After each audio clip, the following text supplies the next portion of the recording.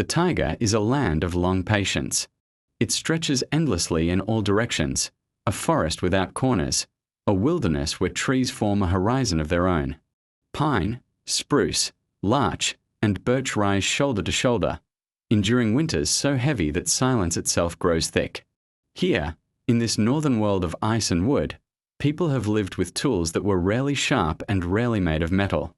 For centuries, the taiga demanded skill that was not born from abundance but from endurance.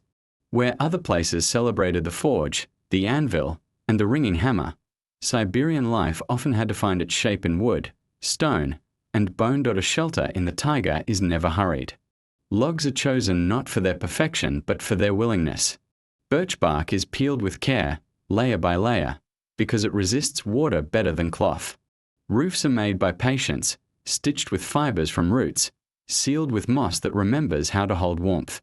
In the cold months, months that last longer than some entire seasons elsewhere, fires are not just companions but laws. The hearth is coaxed, not forced. It must burn long and steady, not brightly and fast. Metal axes, when they appeared, were treasures too rare to be ordinary. More often, the forest was shaped with stone wedges, with antler chisels, with knives of bone that could persuade but not dominate. Life here was measured not in speed but in endurance.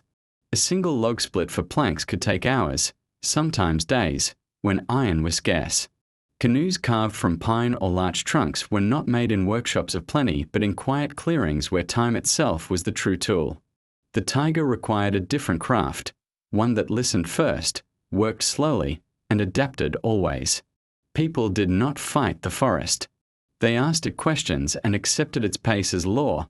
Hunting and gathering were practiced with the same patience. A bow strung with sinew, arrows tipped with flint, nets woven from twisted bark or horsehair, these were tools that asked for skill rather than strength. Even in trapping, the forest decided the terms. A snare made with care, a path swept clear of scent, days of waiting in the snow.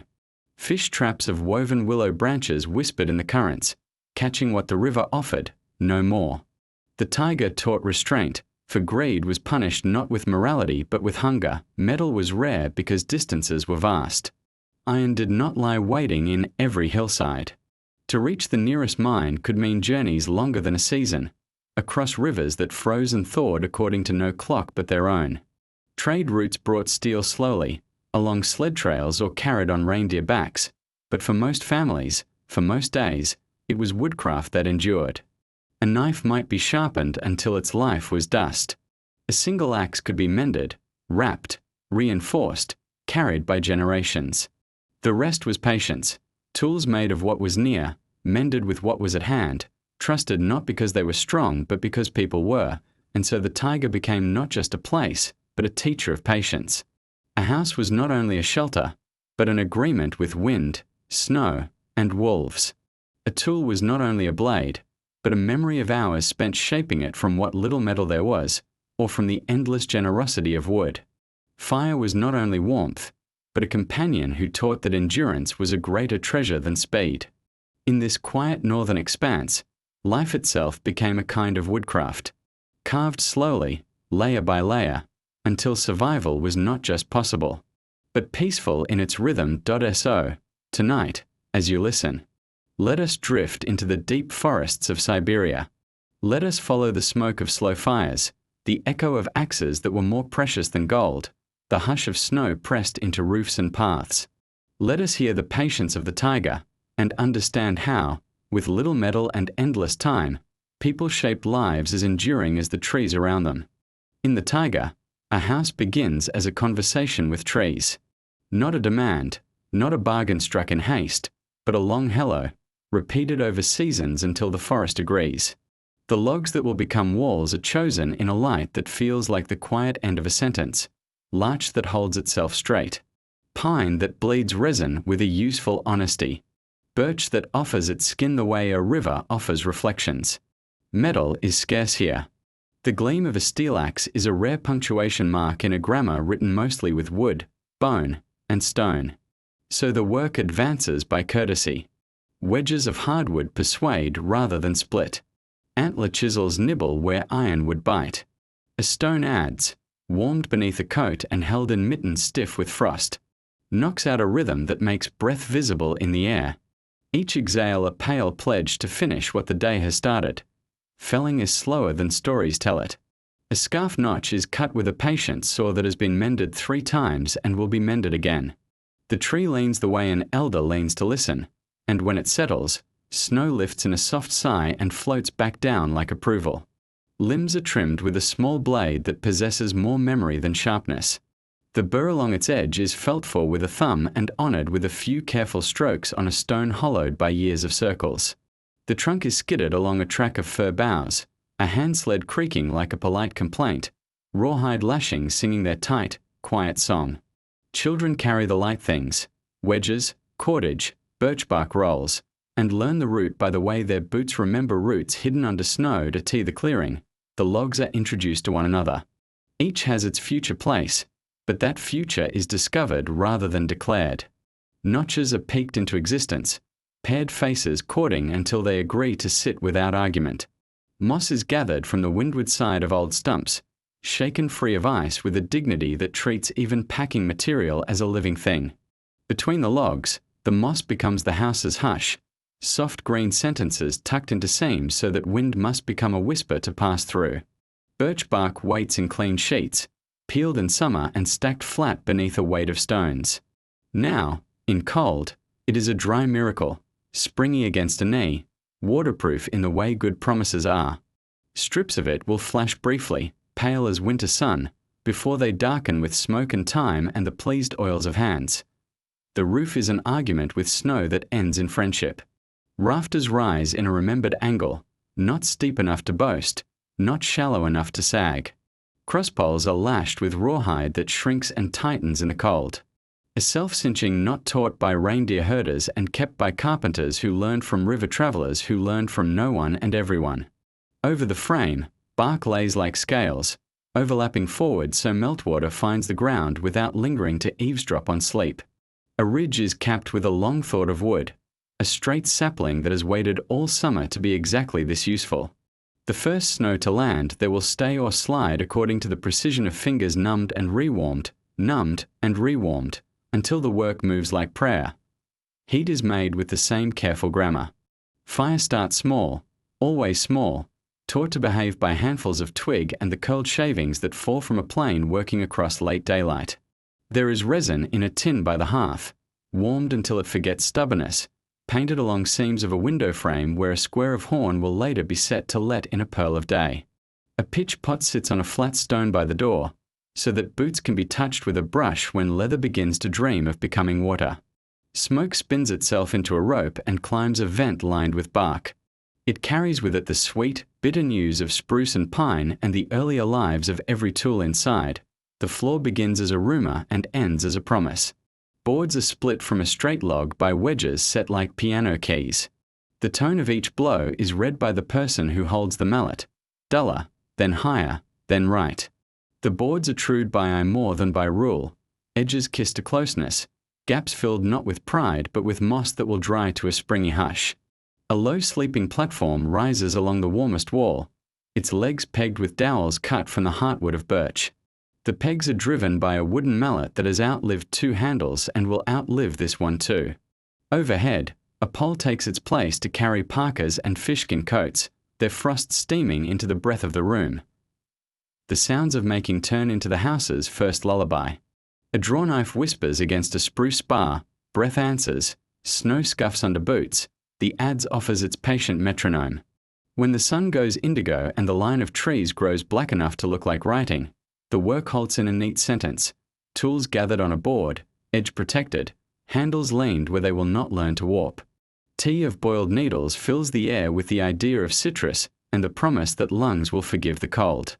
Someone checks the doorframe, palm against wood, asking if it will remember to be straight after night chooses its temperature. Someone else packs another seam with moss while the light allows. Children count ravens and learn numbers backwards from 4 because 3 had already flown. Metal, when it appears, is sanctified by use and disappearance. The axe goes to a shelf high enough that hands remember their debts before they reach. Its edge is touched with a stone whose hollow was worn by a grandfather's thumb. A nail, rare as cinnamon, is set where two boards will complain if not persuaded. Bone and would do the rest of the work gladly. Their reward is long service and smoothness where skin meets handle. Nothing is faster than it must be. Everything is exact enough to last. When at last the roof has its full bark and the walls are bound by their green whispering seams, the house learns its breath. The door opens and closes to find its voice. The hearth tickles smoke through the vent and then, satisfied, settles to a slow red thought. Outside, snow begins again with the confidence of a story that has memorized itself. Inside, mittens steam, boots remember feet, an antler chisel rests with a dignity that belongs to things that do not glitter and yet have transformed a world. In the Taiga, where iron is a rumor and winter is a law, a house is carved from patience, log by log, fiber by fiber, hour by hour, until warmth becomes the shape of a room, and so the Taiga became not just a place, but a teacher of patience. A house was not only a shelter, but an agreement with wind, snow, and wolves. A tool was not only a blade, but a memory of hours spent shaping it from what little metal there was, or from the endless generosity of wood. Fire was not only warmth, but a companion who taught that endurance was a greater treasure than speed. In this quiet northern expanse, life itself became a kind of woodcraft, carved slowly, layer by layer, until survival was not just possible, but peaceful in its rhythm. So, tonight, as you listen, let us drift into the deep forests of Siberia. Let us follow the smoke of slow fires, the echo of axes that were more precious than gold, the hush of snow pressed into roofs and paths.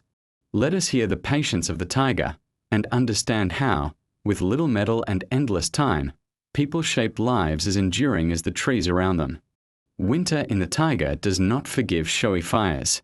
It asks for small, disciplined heat, flames that last, not flames that brag. Where metal stoves are rare and iron grates a luxury, households build their warmth from what the forest gives in patient layers: resin-rich kindling, cold shavings, birch bark peeled in summer and kept dry, and slow logs split fine enough to learn obedience. The lesson starts outdoors, in blue air that tastes of snow. A fallen limb is tested by sound. Tap, listen, tap again, because ice-filled wood rings dull and wastes matches you cannot waste. Dead standing larch yields the best heartwood for coals.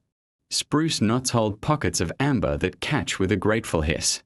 Birch contributes its famous bark, thin scrolls that burn even when the world is wet, because the tree wrote oil into its skin. Children carry a pouch of it as if carrying sunlight. In their mittened hands, a knife shaves feather sticks, thin curls that stay attached like frost petals, each curl another syllable in the language of beginning. Inside, the hearth is a low altar of practicality. Stones remember yesterday's warmth. Ash is banked like savings. The fire is laid the way you lace boots, in order, without drama.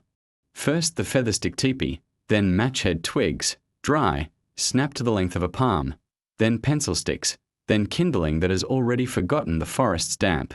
Birch bark slides under the curls like a blessing. One spark, not many. A breath that is long and slow, never a frantic blow. The first flame licks politely. Smoke tries the vent. A hand adjusts the stick as if speaking with respect to a stubborn friend. No iron poker is needed. A green birch switch becomes a perfect persuader. Resin becomes both glue and fire's ally. A pitch pot, a tin balmed with pine, warms on a flat stone near the edge of the coals, never at the center, because greed scorches. When pitch runs like dark honey, it is brushed onto seam lines in the window frame, onto boot soles that dream of Thor, onto twine knots that must not forget themselves. A smear of resin rubbed into a fatwood shaving makes a match that laughs at wind. Hunters tuck 2 such shavings into the warm cave of a hat. They call it insurance and touch it twice before leaving. Airflow is the craft that decides where the heat becomes home.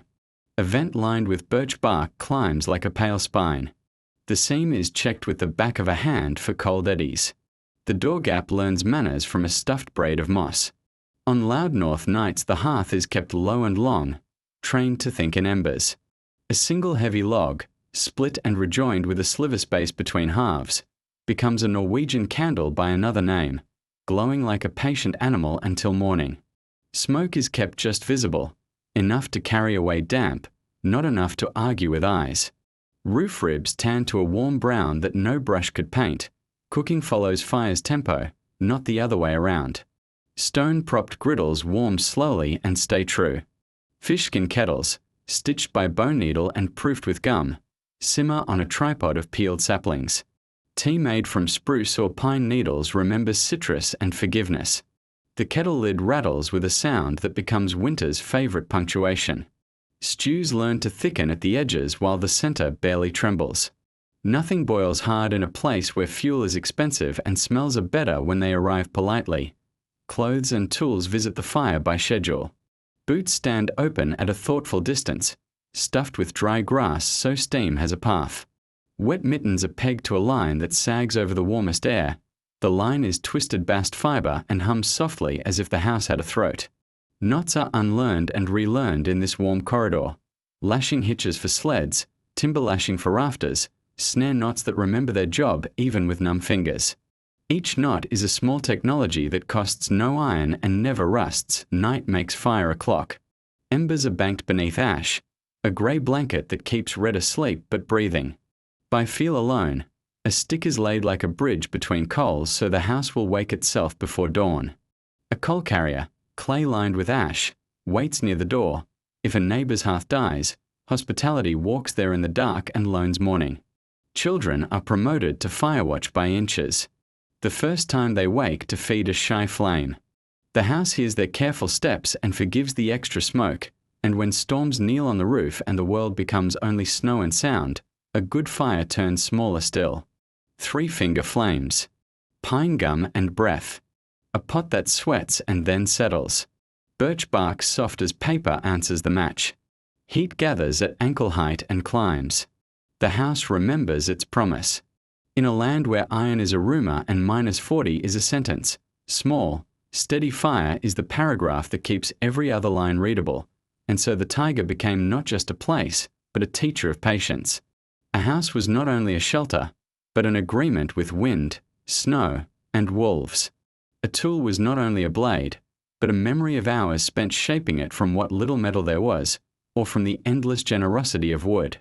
Fire was not only warmth, but a companion who taught that endurance was a greater treasure than speed. In this quiet northern expanse, life itself became a kind of woodcraft, carved slowly, layer by layer, until survival was not just possible, but peaceful in its rhythm. So, tonight, as you listen, let us drift into the deep forests of Siberia. Let us follow the smoke of slow fires, the echo of axes that were more precious than gold, the hush of snow pressed into roofs and paths. Let us hear the patience of the Taiga and understand how, with little metal and endless time, people shaped lives as enduring as the trees around them. When rivers forget their water and remember a harder language, the Taiga opens roads that do not exist in summer. Snow writes a level sentence across swamps and roots, and travel becomes a matter of glide rather than step. In a land with little metal, motion is engineered from wood, rawhide, and patience. The sled, low, forgiving, exactly curved, is both vehicle and companion. It asks little and carries much. A sled begins as a pair of thoughts in birch or larch, runners split from a straight log and nursed into curve. Where there is no steam box, the forest supplies substitutes. Runners are thinned to spring, warmed beside a small, disciplined fire, then bent over a snow-buried log whose gentle belly keeps the curve even. Rawhide thongs lash the tips to a peg jig. Overnight, the cold becomes a craftsman, fixing memory into wood without a single nail to claim the credit. In morning light the curve holds, a polite smile in timber. The underside is planed until it shines, then fed with tallow and resin so it remembers the habit of sliding. The bed is a simple lattice, light crosspieces lashed to the runners with braided bark fiber. No iron brackets. Just holes, dowels, and knots that can be undone with mittens. Every joint is chosen for what it will forget, because in deep cold, wood swells and shrinks, and a joint that insists on permanence will split itself from pride. A traveller's philosophy governs the build. Everything strong is also repairable. Everything repairable is also simple. Everything simple is also good. Lashings are the hidden engine. Bark ribbon becomes cord. Cord becomes square lashings that pull tight, diagonal lashings that forbid twist, truckers' hitches that turn arms into winches. Rawhide is soaked snow cold, then pulled until it sings. When it freezes, it becomes iron without ever meeting fire. Over time, a sled collects a vocabulary of knots, each learned by fingers that sometimes cannot feel and yet never forget. Children practice on stick sleds that carry nothing but laughter. Their knots graduate to real loads when an elder says, "Tie that again," but thinking more slowly. Snow requires manners. Loads are low and centered, a rolled skin at the base, birch-bark panniers above. A bundle of split billets against the rear stanchion, all pressed under a diamond hitch that hums softly when you lean into the pull. Poles rest crosswise on top, ends flagged with birch to warn eyes in flat light. A coil of spare rawhide rides beneath the bed like a second chance.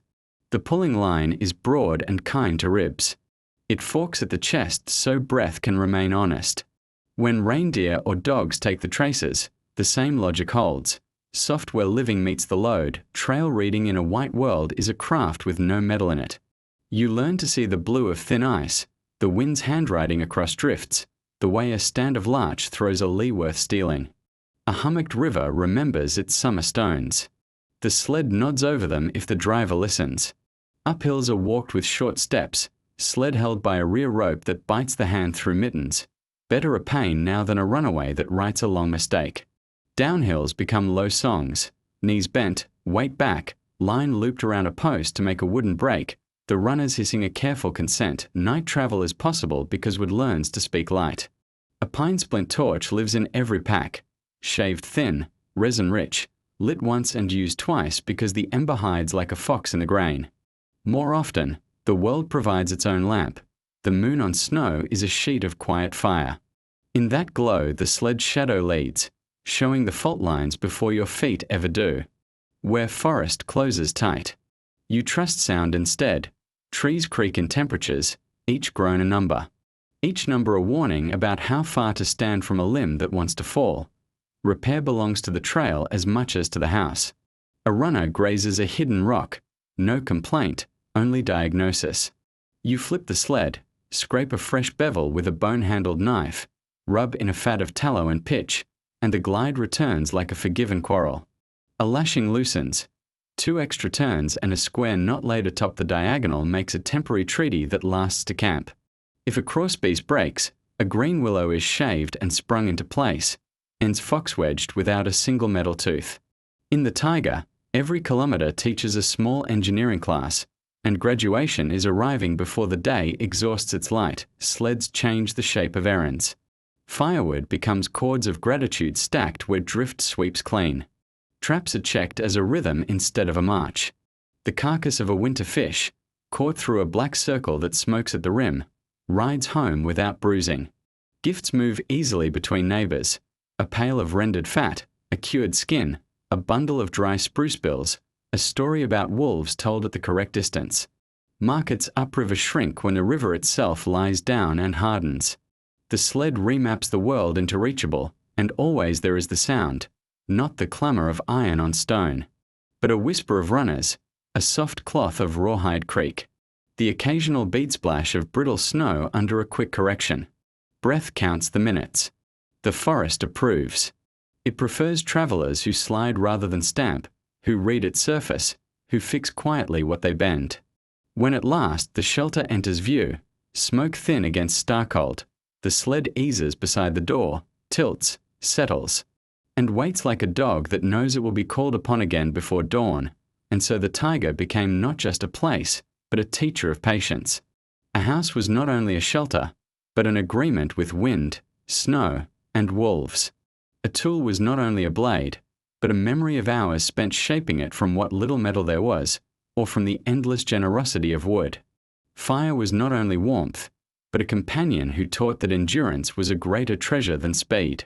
In this quiet northern expanse, life itself became a kind of woodcraft, carved slowly, layer by layer, until survival was not just possible, but peaceful in its rhythm. So, tonight, as you listen, Let us drift into the deep forests of Siberia. Let us follow the smoke of slow fires, the echo of axes that were more precious than gold, the hush of snow pressed into roofs and paths. Let us hear the patience of the taiga, and understand how, with little metal and endless time, people shaped lives as enduring as the trees around them. An edge is not a metal, it is a decision. In the taiga, where iron is a rumor and steel arrives like a comet, rare, admired, soon gone, people teach other materials to make the same decision, to divide, to pierce, to shape, to hold. The forest and its animals provide a kit of edges that, when bound with patience, work as long as hands remember their manners. Stone speaks first. Riverbanks keep a grammar of fine-grained greenstone and chert, patient under frost. A flake is struck by angle, not by anger. One bone-hammered blow, a white smile appears, thin as thought. The flake becomes a scraper for skins, a microadze lashed to a wooden haft with sinew, a set of borer tips that eat neat tunnels through bark and antler. The anvil is a flat stone warmed in the coat, because rock at 40 below shatters like pride. The hammer is a rounded moose-knuckle bone that forgives bad aim, bone remembers shape. Elk and moose leg bones turn into chisels whose edges are burnished on frozen birch. Rib bones become skates for a child, or sled runners for a toy that teaches balance. Antler becomes the good cousin of wood, tough, springy, eager to take a bevel. Antler wedges split planks where no iron wedge exists. Antler points stitch holes. In fish skin and bark where no all of steel can be spared. The edges do not glitter, so they must persuade. Pressure and rhythm, not speed, sinew is the secret metal. Dried from backstraps and leg tendons, then pounded to fibers and teased with the patience of snow, it becomes a cord that shrinks as it dries, the perfect clamp, the perfect glue. A stone bit on a wooden shank becomes a drill when sinew whips it tight. A bone chisel fused to a handle becomes a tool when sinew hugs both until they agree to be one. Rawhide joins the chorus. Soaked, wrapped, and frozen, it turns into a band. Of winter iron that keeps sled joints honest and adds heads humble. Glue is cooked from the day's leftovers and the forest's bright secrets. Hide glue hums in a bark pot, a gelid promise that softens with heat and stiffens with good behavior. Birch tar, bark rolled, baked low in a lidded pit, its smoke, caught in a leaf-lined jar, becomes a black, smoky resin that never quite hardens, a friend to hafts and seams in cold that would crack pride. A seam brushed with tar smells like campfire remembered by snow. A patch brushed with hide glue whispers back in thaw. Fire drills without metal because boughs know how to argue with cord. A spruce spindle, a spruce hearthboard charred once to become. Honest, a bow of bent willow strung with bast fibre. The song is squeak, smoke, ember. A child learns to anchor the socket stone in a mitten palm. The elder leans and the bow scribbles more quickly until the black dust becomes a red dot and the red dot remembers flame. A coal carrier receives the spark as if it were a traveller with news. Birch-bark does the rest. Sharpening happens on a landscape, not in a drawer. A piece of sandstone found upriver is worn to a shallow dish by a century of circles. A strip of leather nailed to a post becomes a strop dark with fats. Edges that are not steel ask for different. Courtesies. The bone chisel likes to be re-burnished on frozen wood. The stone scraper likes to have its micro-serrations freshened with a kiss of the river stone. The antler all enjoys a touch of bear fat rubbed along its shoulders so it slides. Through skin without quarrel. Cloth exists where looms are modest and patience is large. Bark fibre, bast, peeled from linden or willow becomes thread. Twist 2 into a Z, ply 3 into an S, and a line strong enough to hold a pot or lace a boot is born. Fish skin becomes translucent panels for windows, a horn-bright square that lets in day without letting in weather. With bone needle and bast thread, a torn mitt remembers its hand. With birch tar, a seam remembers its promises. Hunting edges learn their manners from winter's physics. Arrowheads of stone or antler fly straight when the shaft is true and the fletching is cut by an eye that knows wind. A bone spearhead for under-ice fish is barbed not by pride but by proportion. Too much barb and it breaks, too little and the fish laughs politely and leaves. Ice chisels of moose bone tipped with fire hardened would break wells for breath. They Well is shared with neighbours and sealed with a lid of snow, because good holes belong to villagers. Repair is the richest craft. A cracked handle is butterflied with a thin inlay, glued with hide, overbound with sinew that tightens as it dries. The crack learns to be a scar, and the scar learns to be a strength. A stone adds that chipped is.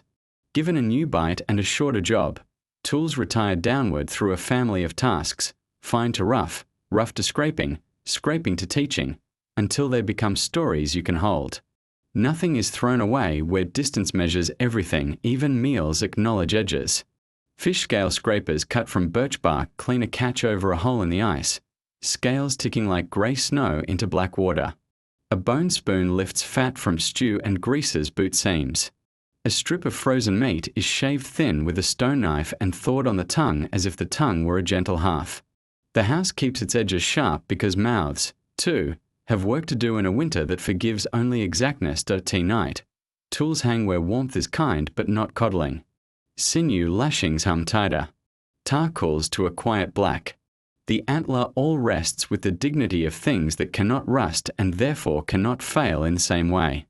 In the taiga, an edge is a friendship, between hand and material, between cold and fire, between patience and result. Steel, when it comes, is welcomed. When it goes, the work goes on, and so the taiga became not just a place, but a teacher of patience. A house was not only a shelter, but an agreement with wind, snow, and wolves. A tool was not only a blade, but a memory of hours spent shaping it from what little metal there was, or from the endless generosity of wood. Fire was not only warmth, but a companion who taught that endurance was a greater treasure than speed. In this quiet northern expanse, life itself became a kind of woodcraft, carved slowly, layer by layer, until survival was not just possible, but peaceful in its rhythm. So, tonight, as you listen, let us drift into the deep forests of Siberia. Let us follow the smoke of slow fires, the echo of axes that were more precious than gold, the hush of snow pressed into roofs and paths. Let us hear the patience of the taiga and understand how, with little metal and endless time, people shaped lives as enduring as the trees around them. Clothing in the taiga is not fashion. It is architecture. A coat is a movable roof. Boots are travelling floors. Mittens are small rooms for hands to breathe. In a land where metal is scarce and cold is a law, people build warmth from layers that cooperate. Fur turned the right way. Felt convinced to become wind. Fishskin taught to be weather. Bark persuaded to behave like leather. Every garment is a negotiated treaty between body heat and the long patience of winter. The first layer is soft but strict. Linen is rare. Wool rarer. So the body learns other fibers. Bast, the inner bark of linden or willow, becomes thread and knit like cords. Netted underlayers of bast or twisted hair keep cloth from hugging wet skin. Where wool does exist, it is honoured by economy. Felt panels are made from scraps, matted with hot water and hand-rubbed until they behave like a quiet wall. Felt is cut not to shape the figure but to shape the wind, curving over shoulders, thick at the chest, thin at the crook of the elbow where movement is a kind of heat. Over this, fur remembers its animal. Reindeer hide for parkas and sleeping robes.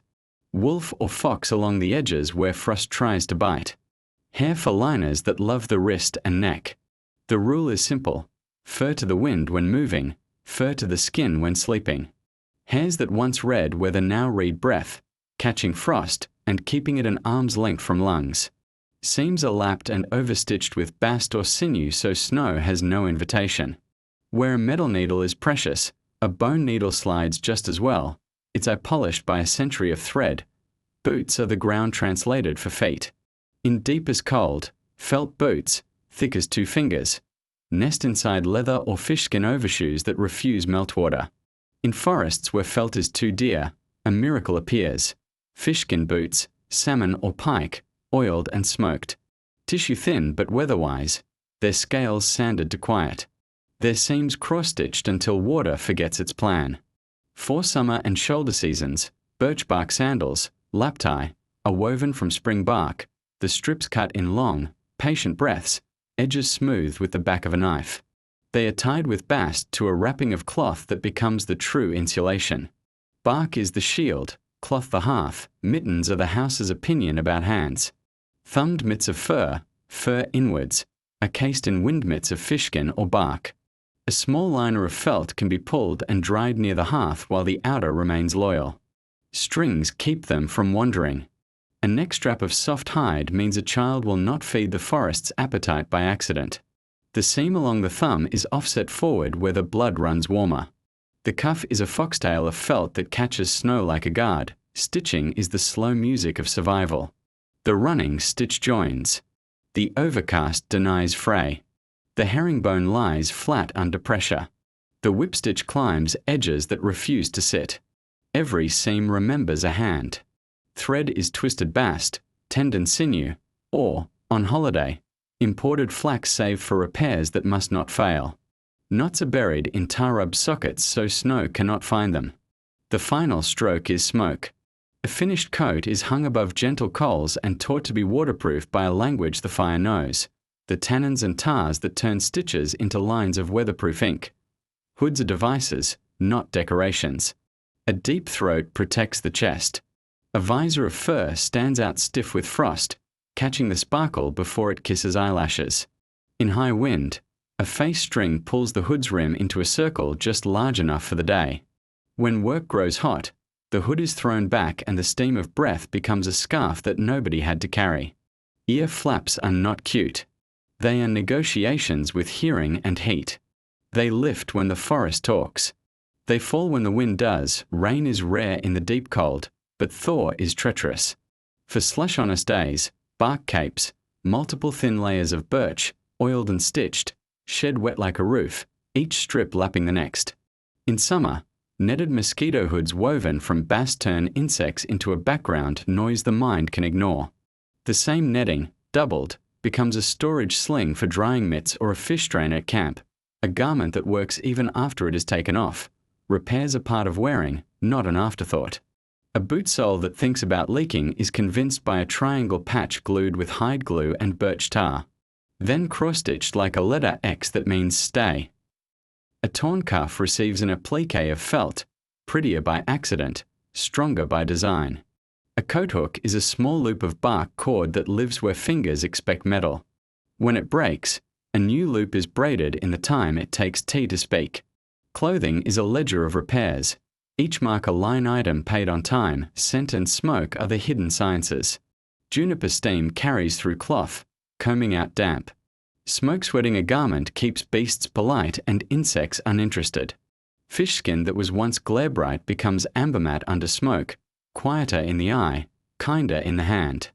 A tallow rub on boot seals yesterday and invites tomorrow. Nothing gleams. Everything works. At night, garments are aired, not abandoned. Felt stands near, not on, the hearth slow breathing. Fishskin relaxes under a line where drafts are good teachers. Mitts sleep inside themselves, liners outside, so morning hands find dry against dry. A child's hood is checked for ice seams and tapped loose, tiny constellations falling to the floor. Sleep comes easier when the coat at your head smells of smoke, resin, and healthy cold, the mingled proof that the day's edges were kind and the night will keep its part of the bargain, and so the Taiga became not just a place, but a teacher of patience. A house was not only a shelter, but an agreement with wind, snow, and wolves. A tool was not only a blade, but a memory of hours spent shaping it from what little metal there was, or from the endless generosity of wood. Fire was not only warmth, but a companion who taught that endurance was a greater treasure than speed. In this quiet northern expanse, life itself became a kind of woodcraft, carved slowly, layer by layer, until survival was not just possible, but peaceful in its rhythm. So, tonight, as you listen, let us drift into the deep forests of Siberia. Let us follow the smoke of slow fires, the echo of axes that were more precious than gold, the hush of snow pressed into roofs and paths. Let us hear the patience of the Taiga and understand how, with little metal and endless time, people shaped lives as enduring as the trees around them. Winter, done properly, is a refrigerator the size of the world. In the Taiga, Where metal hooks and wire are scarce, the river and the cold conspire to feed a house with fish, fat, and quiet arithmetic. The pantry is not a room but a practice. Holes kept honest in ice, racks that smoke without rushing, caches buried in snow like promises that will be kept. The doorway to this pantry begins with a circle in black water. A snow-sheltered spot is chosen by listening. The river speaks under ice in notes of thickness, a low hum for safety, a thin whistle for caution. With no steel auger to brag, a moose bone chisel and a fire-hardened stake cut the gate. Scrape, chip, rest, listen. Slush lifts like warm breath into a wind that does not forgive wet mittens. A screen of willow twigs, lashed with bast, keeps the hole from cheating you with new ice before you return. Traps and lines are made of what the forest allows. A willow fish weir, a basket of water, settles beneath the ice where current is honest but gentle. Horsehair or bast lines hold hooks carved from bone or bent from the once-in-a-season luxury of a broken metal needle. Bait is not extravagance. It is memory, a curl of last summer's dried fish, a sliver of fat that tells a hungry pike. Here is yesterday. Where the river pinches into a throat. A simple under-ice net can be walked from hole to hole on green poles. Its knots counted in a meter that keeps fingers from freezing. Pull 2. Pause 1, pull 2. When fish come, they come cold and shining, taut as bowstrings. Scales tick into the hole from a birch-bark scraper. The river swallows its glitter without comment. Fillets are cut while still half-stiff, the knife shallow but guided more by habit than edge. Some meat becomes stroganina, ribbons shaved thin from the frozen flank, thawed on the tongue, stories told between silent breaths. The rest is divided by fate. Smoke, snow, salt if luck and trade were kind this year, smoke speaks the slow language. A-frame racks of green willow stand downwind of a small, obedient fire. Spruce, peeled of pitch pockets, gives a cool smoke that teaches fish to remember a season rather than a flame. The fillets hang thick where time is generous, thin where the river has been stingy. A hood of birch bark and snow keep sparks from writing foolish news. Nothing is hurried. Smoke that rushes becomes soot. Soot that argues becomes bitterness. The house prefers patience you can eat, snow learns to be a cellar. A trench is cut in the drift just outside the north wall, deep enough to make a person feel they have stepped into a different day. Lined with bark sheets and floored with spruce boughs, it accepts wrapped fish like a library accepts books. Each bundle is a leaf envelope or a fishkin packet, folded so thaw will be polite and not invade. The trench is littered with bark and a quilt of snow. A child draws its map with a willow stick to remember where the meals are buried, because snow erases like a too proud editor. Fat is winter's currency. Every fish is measured by how long it burns. Belly pieces go to the pan. Trimmings render in a bark pot set on the hearth's edge until the house smells like forgiveness. Tallow lamps drink the riches and return them as light. A smear of fat on a rawhide lashing buys another week of humility from the cold.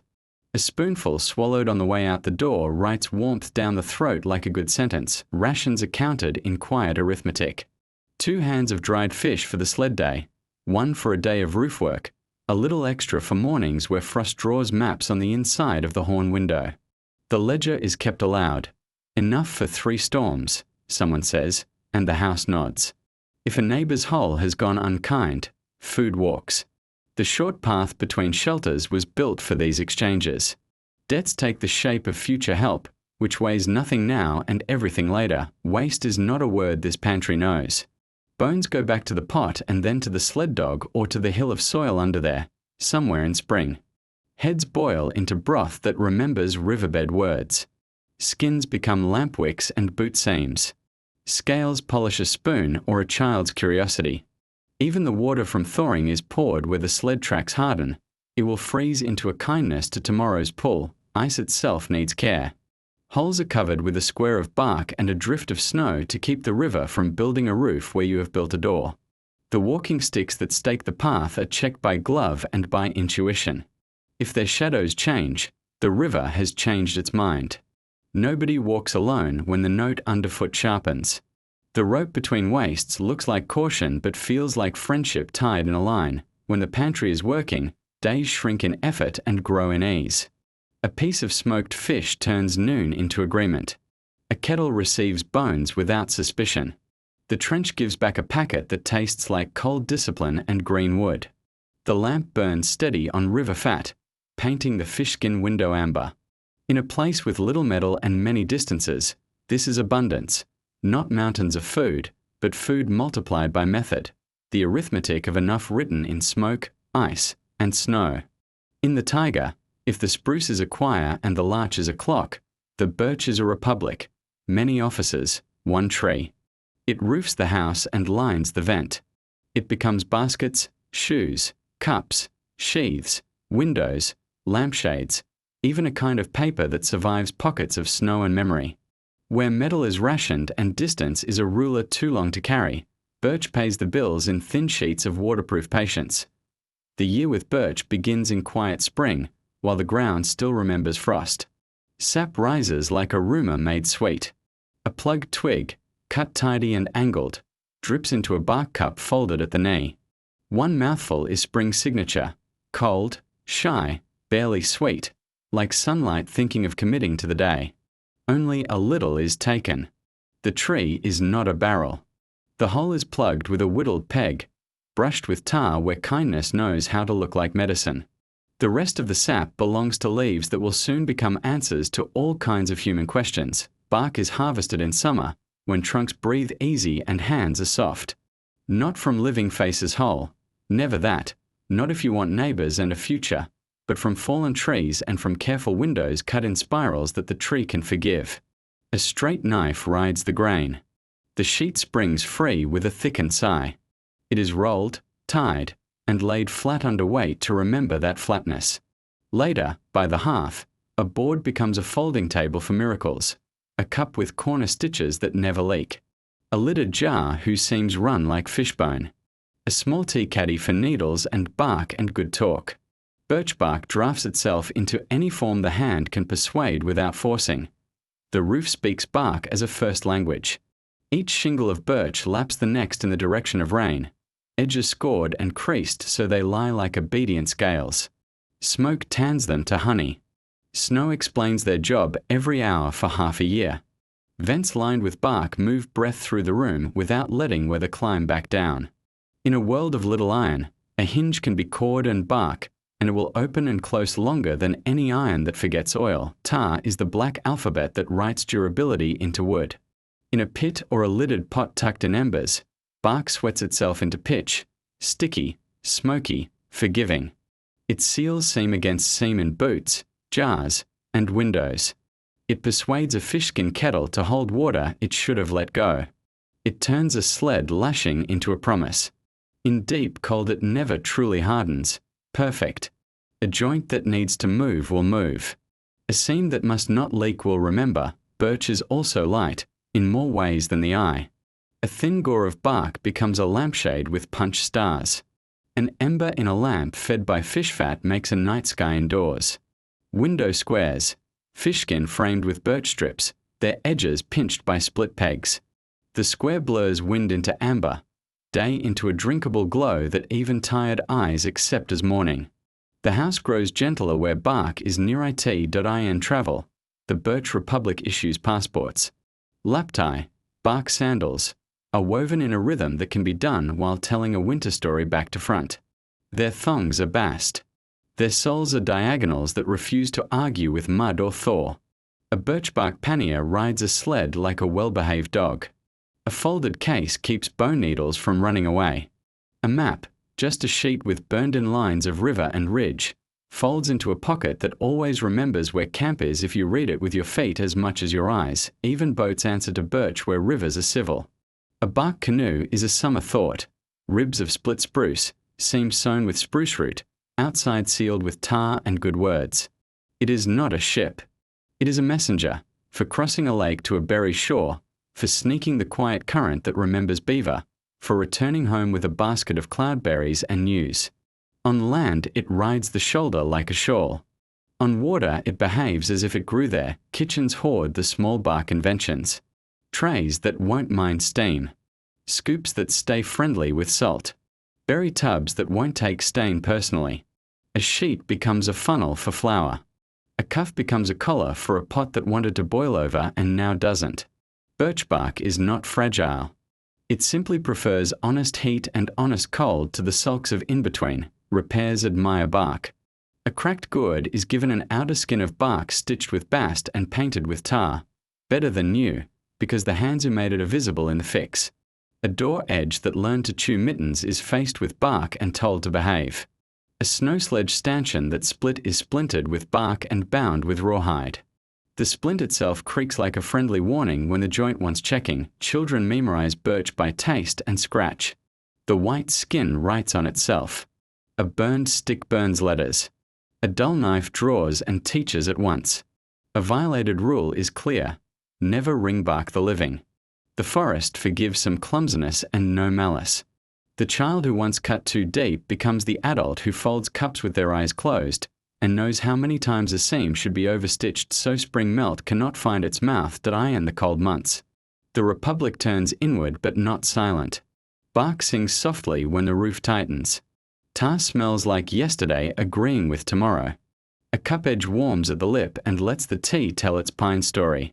Where iron is visiting and distance is forever, birch is local and loyal, proof that a thin, patient material, partnered with careful hands, can replace a roomful of metal with a roomful of enough. The taiga hides nothing and shows everything, if you can read white. A sky of pewter, a floor of milk, trees in black script, that is the book. In a country with little metal and few instruments, navigation is built from habits, edges, and the slow arithmetic of signs.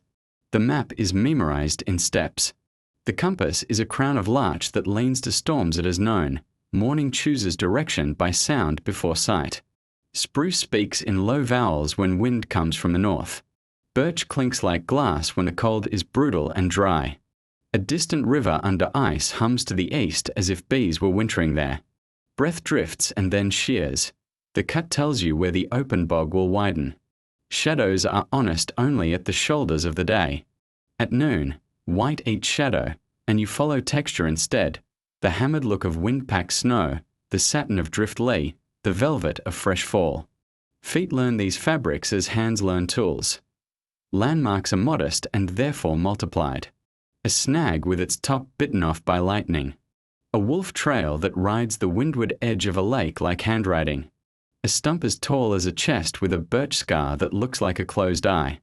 A boulder that remembers summer moss at its belly even in deep cold. Between these fixed stars, you throw your own small constellations, willow wands pressed into drifts. A bark flag left where the trail divides, two crossed twigs on the snow that mean not this way again today. In storm, these signs shrink to reach of arm and so your day shrinks with them. Safety is a smaller circle, drawn darker. Skycraft is the oldest teacher. A sundog burns in ice dust when air is sharp enough to bite. That is a warning about time, not direction. Noctilucent clouds are summer's letter, unreadable in winter. Aurora is a green river that tells everything except where to go. The moon writes more usefully on snow than in air. Its gleam says how firm tonight's crust will be under sled and boot. Star paths, Orion low, Cassiopeia shouldering north, are fewer on cloud nights. Then you follow the dark ribs of forest or the wind's comb marks on the open. Campcraft keeps travel from becoming a story about luck. A site is chosen out of wind but not out of air. The lee of a rise with spruce far enough back that it will not snow its own night upon you. First, you stomp a platform with circle steps until snow forgets to be loose. A spruce bough mattress becomes a forest made horizontal. Needles pointing toward the feet so sleep does not argue with skin. A half-pit fire, dug an arm's depth, lined with green sticks, eats wind and gives back a low, loyal heat that the night will not notice. A stick across the fire for mitten drying. A hook from a peeled wand for the pot. Nothing clever. Everything exact, cold has a grammar. You conjugate it by layers and pace. Too fast, and sweat writes a disaster inside your clothes. Too slow, and fingers forget their names. The two fires rule belongs to emergency and to evenings. One for warmth, one for work, because tasks done close to heat grow clumsy in steam. Snow melting is a quiet industry. Never pack the pot full, it will scorch and sulk. Always seed it with a palm of ice or a chip of yesterday's water so the melt remembers how to begin. Tea is both liquid and measurement. 3 cups to camp, 1 for tool care, 1 for thinking, 2 for sleep. Signals are made from what the day already carries. Bark smudge on snow means home this way. A stuck spruce switch with its top bent toward camp is a pointer that even foxes read. Smoke is a language with many dialects. Thin and blue for all well, fat and brown for come if you can. No smoke for either sleeping or in trouble. Look for tracks. When company is expected. A pine splint torch is set high in a fork. It burns like a patient star that knows it has an audience. Animals contribute weather reports with useful bias. Ravens climb ladders of air when wind will freshen. Dogs nose the snow and sneeze when flakes grow dry and small. Elk lie in stands where the storm line will slow first. A fox's tight loop around a hummock tells where insects slept the autumn. Their spring will open like a secret door. Tracks announce time as much as distance. Sharply edged means within the hour. Sugared means late. Crusted means last night and colder than you thought. Tools for wayfinding are almost never metal. A bark map burned with a stick before leaving shows lakes as ovals, ridges as ribs, the wind as arrows of habit. A string with knots in the pocket tallies lakes past or snare lines checked. Each knot untied is a memory cached. A pocket sundial exists only in summer, a circle drawn with thumb in dirt and a stick. In winter, you trade holy precision for honest drift. Aim to be east of the larch belt by second shadow and mean it. Mistakes are paid in minutes if you pay fast. Lose contrast. You stop and shrink the world. Tea, small fire, mittens boil dry of worry. Realign by sound, river, shelter, old camp sign, wind, face and back. When all else is flat, you trust the compass of hunger. Trails from house to trap line to river are walked so often that your feet remember what your eyes cannot. If pride says press on, you talk to pride the way you talk to fire. Smaller, slower, last longer. Return is a skill, not a luck. Coming home, you look backward often during the day so that homeward views will feel like things you've already seen. The last leg runs along the long black paragraph of spruce that guards the settlement. Smoke, thin and honest, lines its claws. Dogs find their voices and write their report into the dusk. The doorwood is warmer than the air. White closes behind you like a page turned carefully. Another line in the Taiga's book is finished, legible because you read it as you wrote it. Taiga hunting is not a chase. It is a conversation held at low volume. Steel traps are rare, bullets rarer. Winter protein walks on hare feet and grouse toes, slips along marten paths, drums snow with ptarmigan wings. To eat is to tie careful knots and read careful snow, to borrow lives with enough humility that tomorrow's trail is still busy. The first tool is silence, the second pattern. Hares prefer the same tunnels under dwarf willow. Grouse roost in snow caves near birch seed. Fox lays a tight loop where mice write cursive below. You do not track, you listen with your eyes. The clean ellipse of a hare's landing, the comma of a wingtip in drift, the crisp stitch of marten pads hopping from log to log. When sign is new and sugared, snares go out. When it is old and ironed flat by wind, you carry them home and wait, snares a cord turned thoughtful. Bast is twisted, then over-twisted, then back-plied to make line that springs rather than sulks. 4 larger loops, rawhide narrowed to a lace and rubbed with tar runs free without freezing. 4 hair, horsehair, or fine bast sings off a green peg without memory. Loops a handspan wide for hare, wrist wide for grouse in a funnel of brush, 2 fingers for squirrel on a leaning pole baited with cone. Set height is learned by mitten. A hare's chest in deep cold is where your knuckles brush the tunnel's roof. The trigger is snow itself, a twig poised to shrug, a loop ready to learn, deadfalls bend only wood. A Paiute trigger whittled from birch balances a slab of split log. Bait is not luxury, just tallow-scented bark or a piece of dried fish that smells like permission. For marten, a box deadfall set along their log highways asks politely. For fox, better to not. Snares and deadfalls are for the small lives that multiply when weather permits. The Taiga's law is simple. Take from populations that forgive. Leave teachers, old fox, clever wolverine, to teach you from a distance. Feeding the set is work done before the set. Trails are brushed free of brittle twigs that would write false alarms. Glove scent is rubbed with spruce needles, then forgotten. In a land where metal is memory, you cannot afford traps that fire at shadows. You afford only honest triggers, honest loops, honest checks, every morning if weather allows, every other when distance is law. A snare that kills quickly is skill. A snare that writes confusion is a debt you will pay in worry. When meat comes, it comes small and bright. A hair hung by the hocks on a birch peg cools to the sweetness of clean snow. Ears and feet answer the dog's winter arithmetic. Belly fat answers the lamp. Skinning is done warm if you can, frozen if you must. A bone knife rides the seam between skin and story. Fingers pull, the hide inverts like a mitten. Brains tan the hide. Smoke teaches it weather. For fur that must be traded, even a bone comb finds value where metal would find speed. Birds pay their taxes in soup and song. A ptarmigan plucked over a bark tray drops down like weather. The wind carries the rest to make spring nests softer. Feet and heads give broth that reminds you the forest is also a sea of needles and resin. For grouse, crop seeds are saved for the snare funnels. Nothing teaches where to set like the memories in a bird's throat. Respect is not ceremony. It is inventory. You count how many loops are empty and are glad. You count how many are full and subtract tomorrow. Pairs are left on a line when numbers feel too easy. The ledger is spoken aloud into scarf and frost.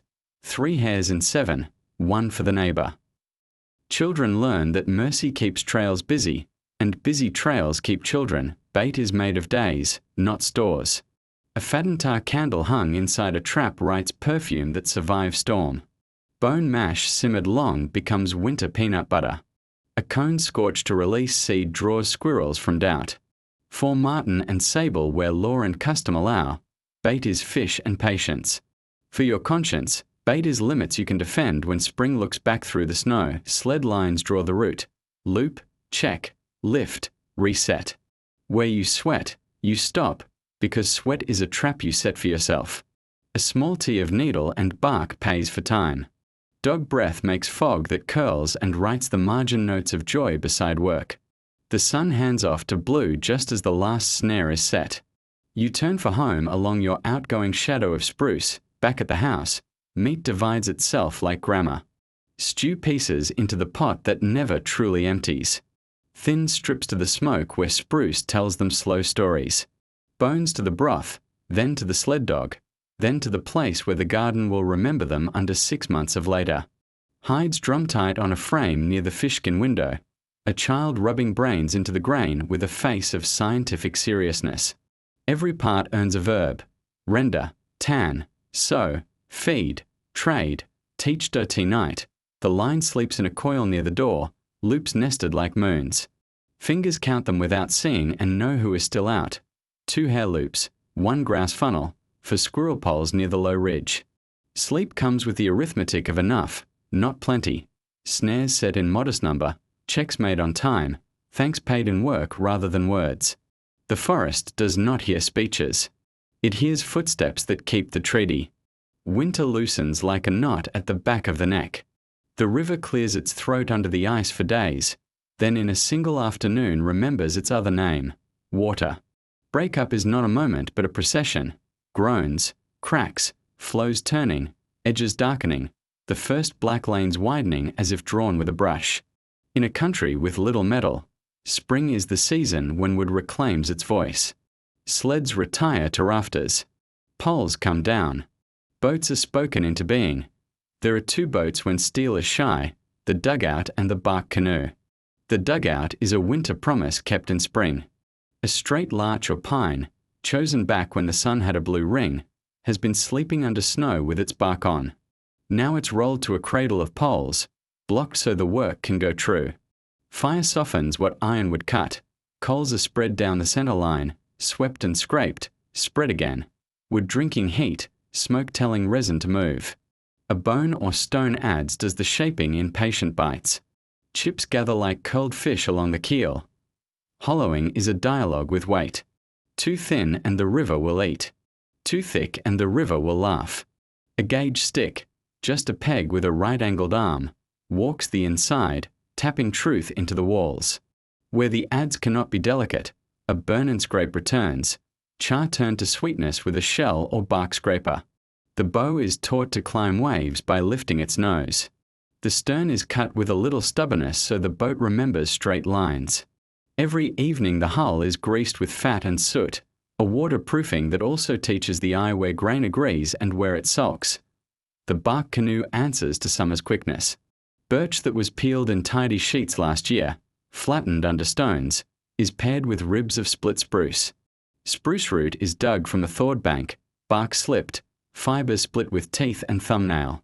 A bark envelope is stitched around a set on the ground, gunnels pegged, ribs steamed over a kettle, thwarts lashed with rawhide that shrinks to exactness as evening cools.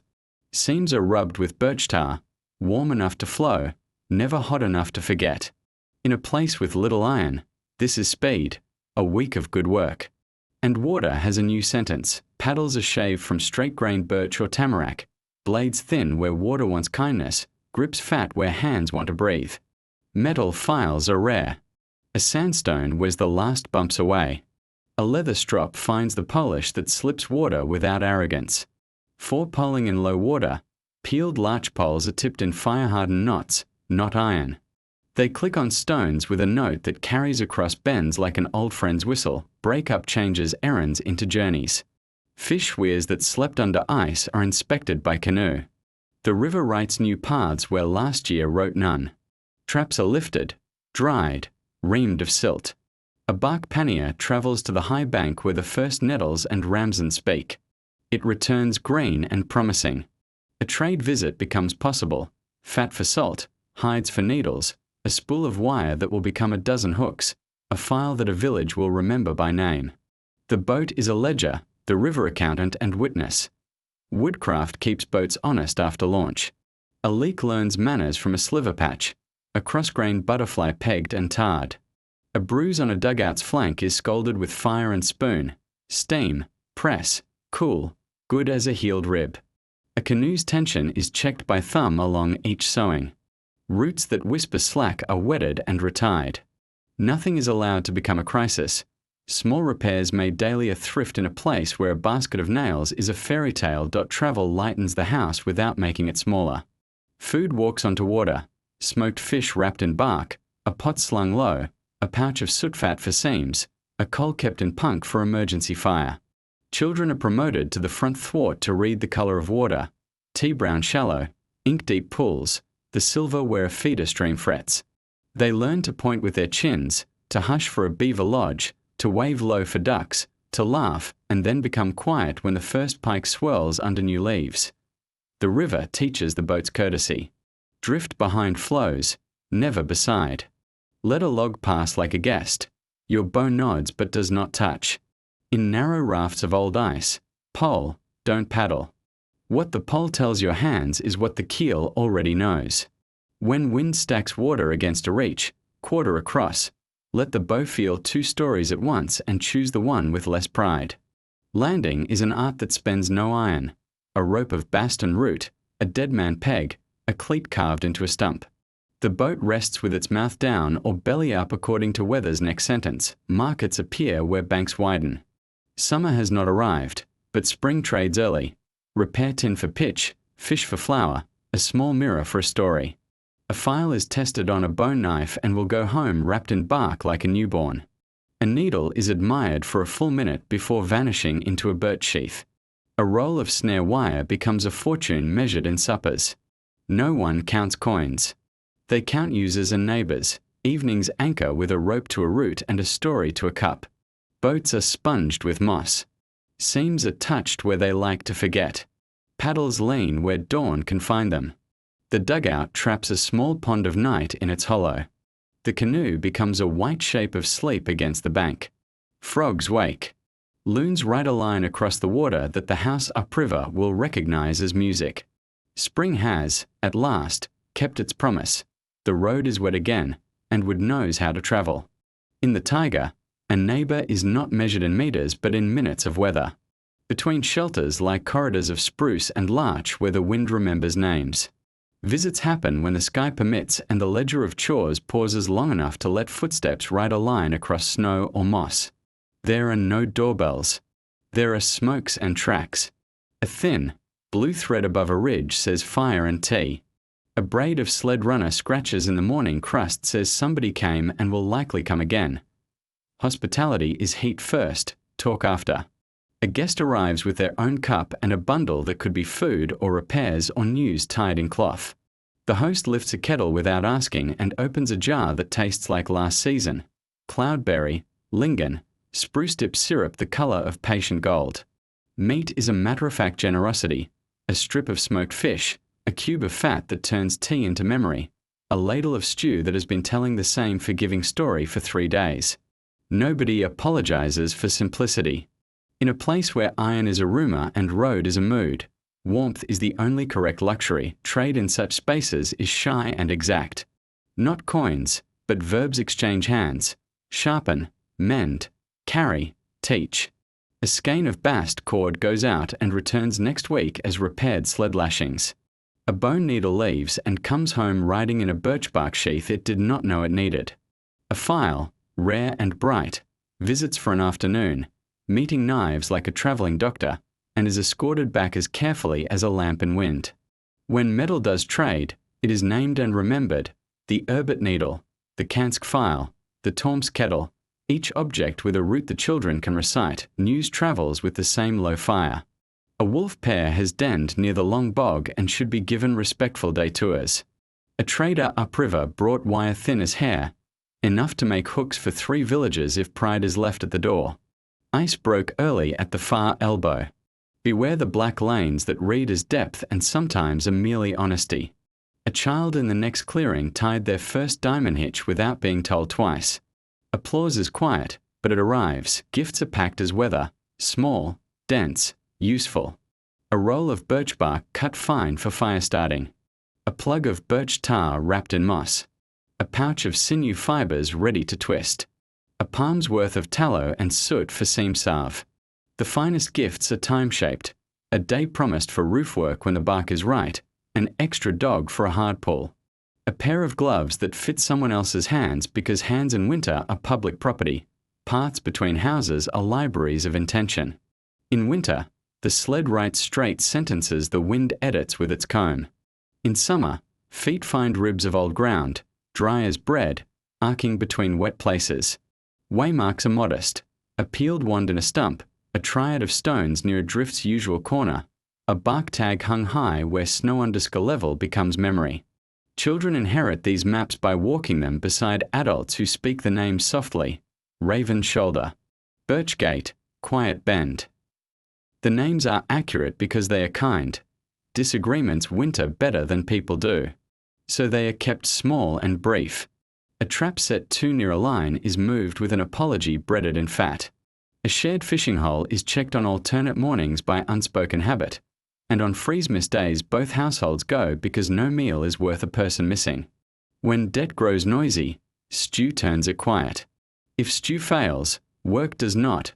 2 bodies with axes can reconcile what lips can't. Children knit the clearings together the way geese knit the sky, noisy and purposeful. They carry notes burned onto bark. A drawing of a fish that means we's doing well, or a circle and 3 dots that means need help lifting logs. They return with stories.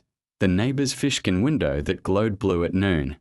The best berry shelf west of the old fire scar.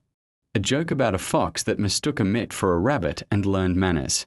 Their routes are watched by dogs who keep an eye on weather and a nose on joy. Markets are not always upriver and loud. Sometimes they are 2 families on a bank with baskets between them. A dugout nudges its nose to the mud. A bark canoe rests lighter than shadow. Hides, fat, hooks, salt, a pot with a new lip. All the nouns are verbs in waiting. No scales. The balance is recognition. This will take you through 2 storms. This will carry you under thaw. The river listens. It has heard worse bargains. Farewells are like fires at bank height. Enough to warm, not enough to burn daylight. The guest tightens their sled line, touches the door lintel. would knows intentions, and steps into weather with their cup upside down, ready to become somebody else's cup if the day requires. The host refills the kettle and hangs 2 mitts on the warm line for the next arrival who will forget to dry theirs before talking. Waiting is part of visiting. So is being ready. At night, the paths between houses shine only in memory. Smoke writes straight, thin letters that do not need to be read. Dogs roll tighter commas on thresholds. The forest edits the day into something shorter, kinder. Tomorrow will push a sled line, stretch a pole, open a door, and move a file from one peg to another. In a place where distance is the first noun in every sentence, neighbors conjugate it into friendship. A Taiga workshop is a climate, not a room. Heat lies low, tools hang where the air is kind, and work moves at the speed of thawed fingers. With little metal and fewer spares, repair is the first craft and sharpening the second.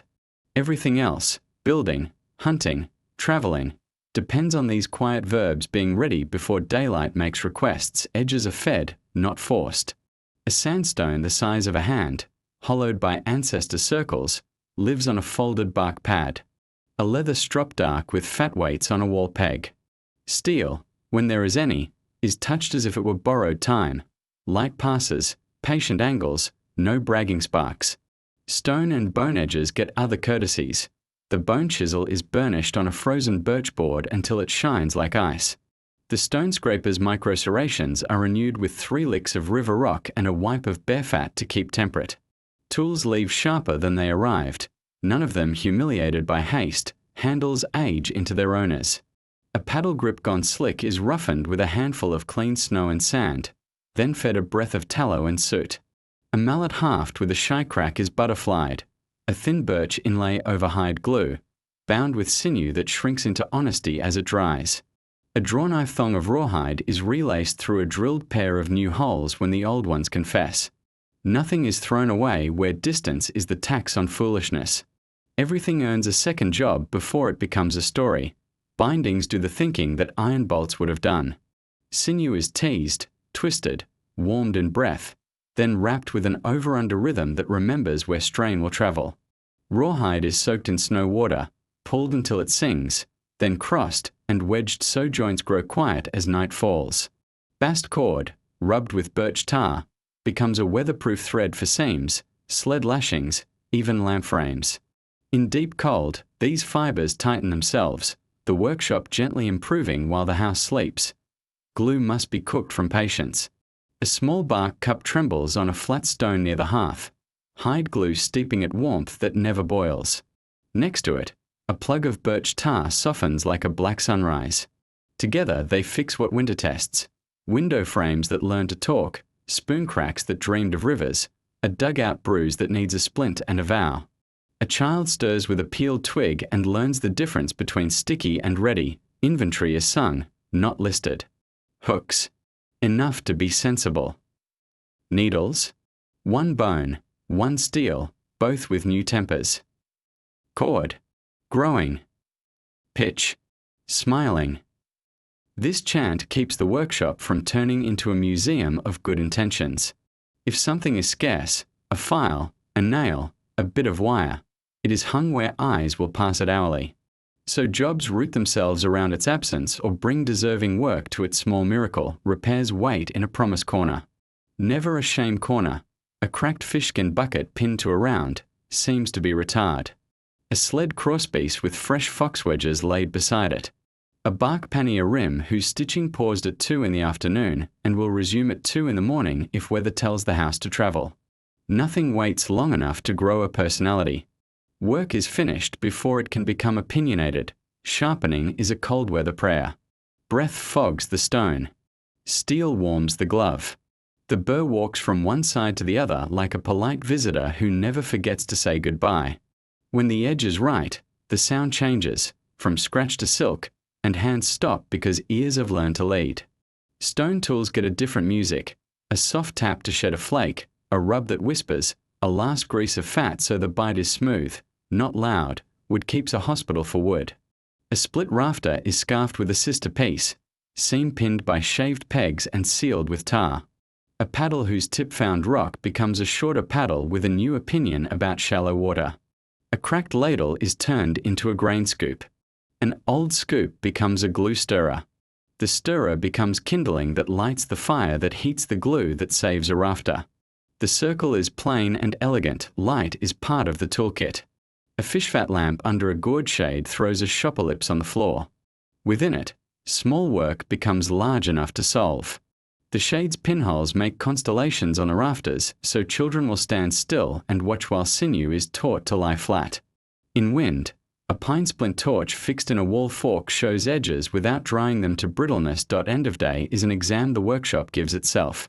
Edges oiled, lashings loosened or praised, glue lidded, tar capped with a leaf. Chips brushed toward the hearth where even waste earns heat. Tools returned to pegs not by category but by story. Travel things together, fish things together, roof things together, so that Dawn can put a hand out blindly and touch the right sentence. The door bar slides with a sound that says enough. Outside, the larch ticks like a clock wound by frost. Inside, the law of the place is satisfied. Repair first, then rest. Autumn in the Taiga is not a color. It is an agenda. The forest writes tasks in gold birch and blue mornings. Rivers thin to a darker tea. Wind acquires a pencil and underlines everything that will matter in February. Metal is not more common now, only the hurry is. So the house counts days by roof, wood, and jars, and stacks each in ways that will not argue with snow. Roof day begins when leaves sound papery and boots remember frost. Palm thatch is not our language here, bark is. Sheets of birch, peeled in summer, flattened under stones, wake from storage. The ridgepole is checked like a wrist. Does it still speak straight? Laths are tested with a knuckle. Then the fish scale grammar begins. Shingle over shingle, lap forward, edges creased with a bone folder so water learns a single verb, leave.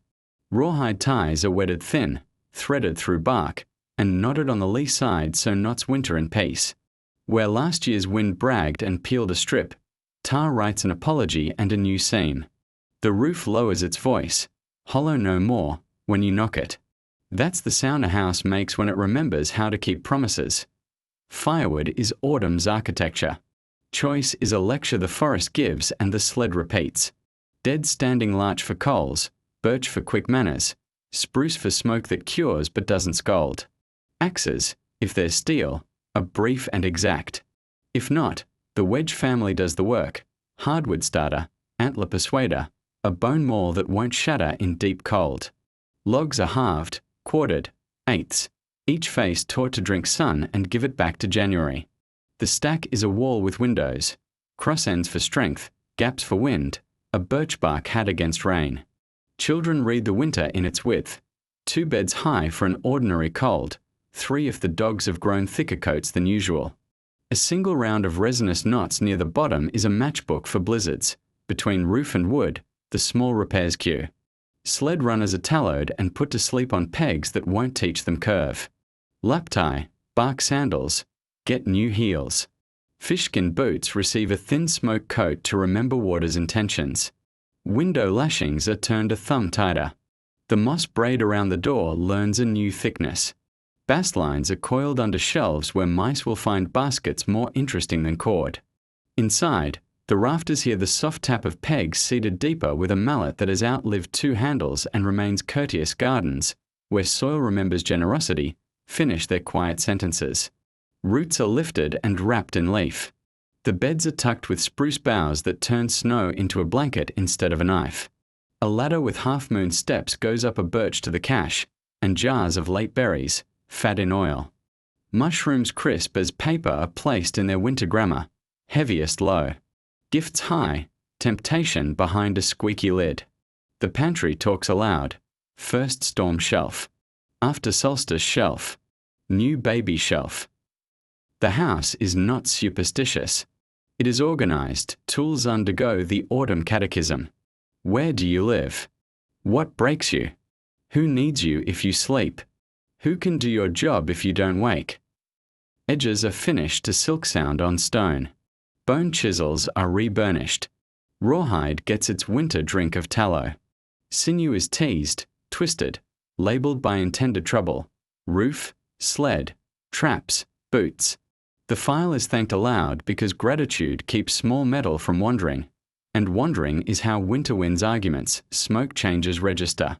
Summer's high note drops into a cellar tone, cooler fires that cure, slower fires that teach. Meat that will meet snow is smoked to patience. Fish that will travel to neighbors is smoked to generosity. A single bog myrtle twig goes in for joy, not preservation. Tar is warmed and painted onto seam and stitch until they shine like wet raven. The house begins to smell like a good library: paper, bark, glue, hide, ink, smoke. And a story you meant to finish last year and will finish this one because winter is scheduled reading. Paths are adjusted for snow logic. Brush is clipped low where drifts will trap you. Willow wands are planted now so they will be grown markers by thaw. A dead man's stake is buried at the landing so the first ice rope has a friend beneath the white. Snares are coiled to new sizes, funnels repaired, boxes trued. But lines are left slack. Autumn is not for hunting so much as for admitting hunger will come and promising to be ready without pride. Neighbors become windbreaks in the social sense. A borrowed file returns with its own bark sleeve and a debt of stew. A coil of bast crosses the clearing one way and returns as 2 repaired sled thongs the next. Roof days are crowd days: 3 bodies, 4 hands, 1 voice, up, lay, crease, knot. Tea when the kettle knocks its small fist on the lid. On the wood stack someone carves tally marks with a bone blade. Not how much, but how long: 2 storms, 4, 6, each notch a kind of calendar that never misses an appointment, weather rehearses winter's grammar.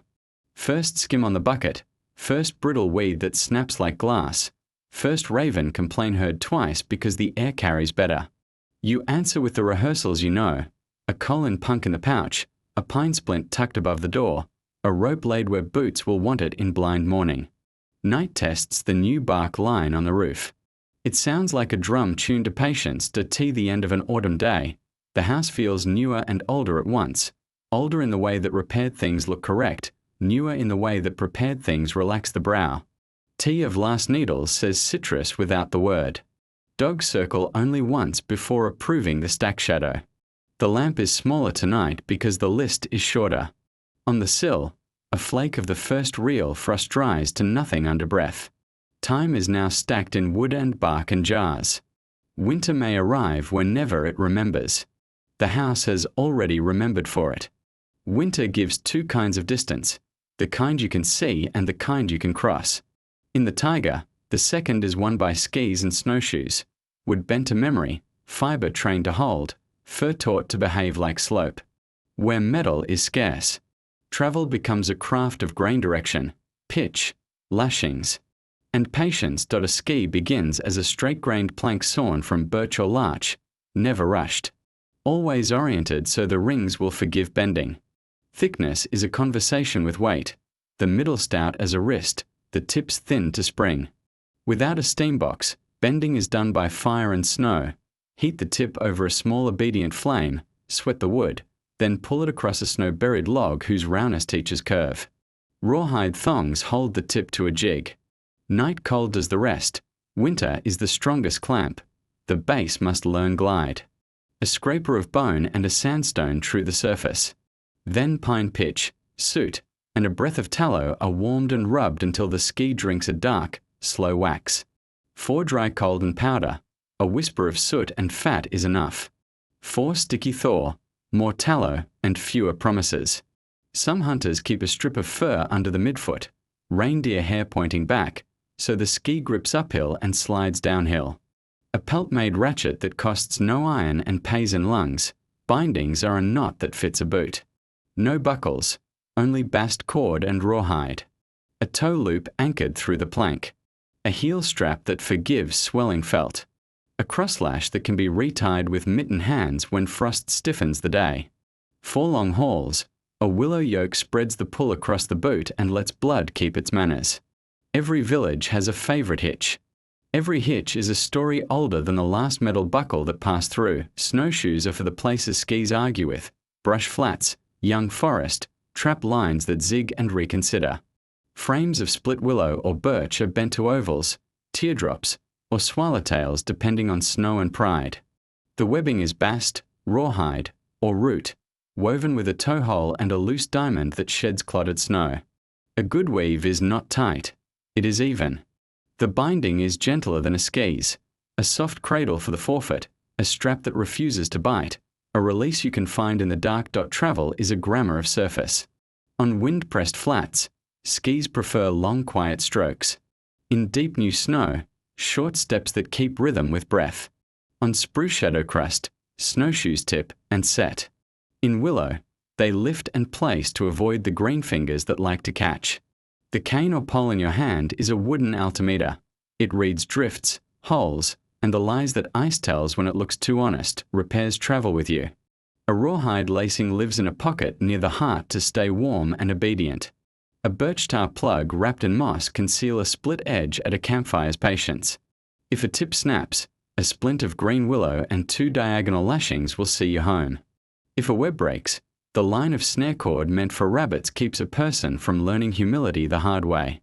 Nothing about skis or snowshoes is sacred. Everything is fixable if you stop early enough and talk to the problem in small words. Sound keeps you company. Skis hiss like paper.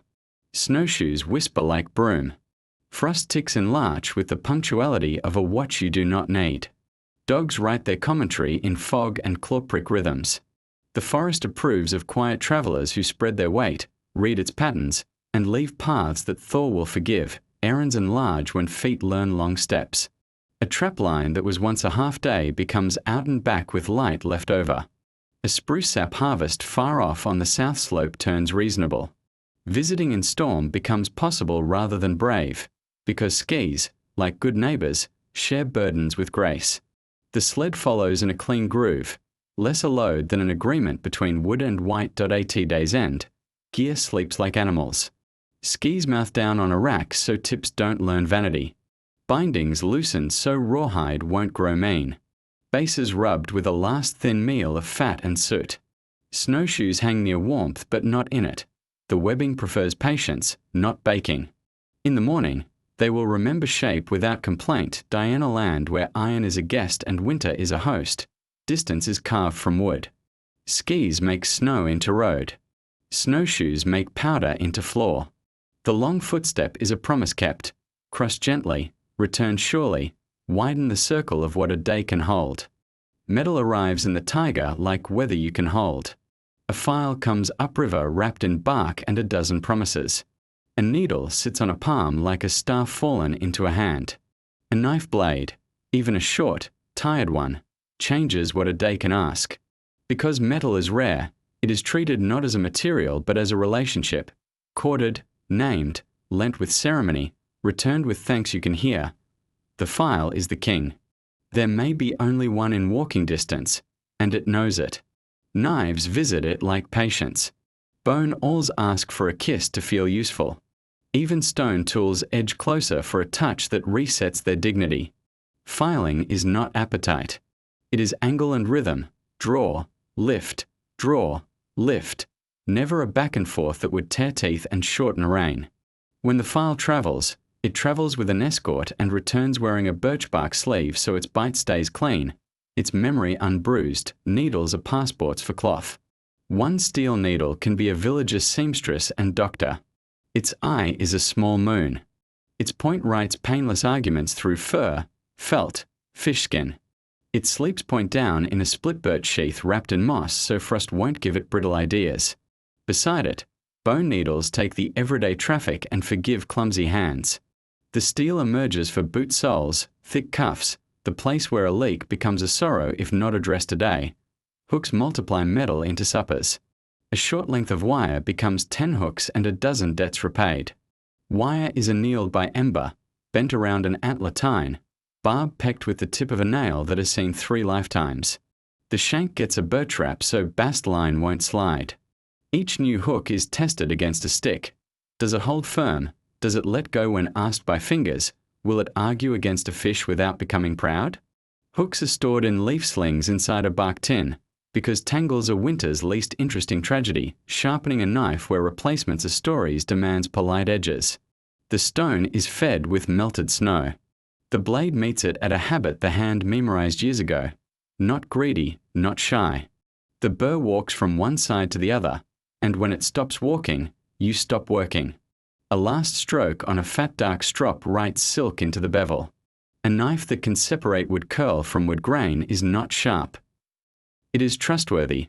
Hardware is a chorus of nemetals. Rawhide shrinks to iron in cold. Sinew clamps like a slow vice. Tar behaves like a rubber seal that never learned pride. When an actual nail appears, it is spent where only a nail will do, a hinge that must pivot, a runner bridge that cannot fail, a tool peg that will hold a lifetime of reaching. The nail is pre-drilled with a bone borer so wood won't split, and so the nail can live in quiet rather than in conquest. Trade turns metal into neighbors. A file on loan returns with 2 repaired sled thongs and a promise for roof day. A knife ground true buys salt or thread.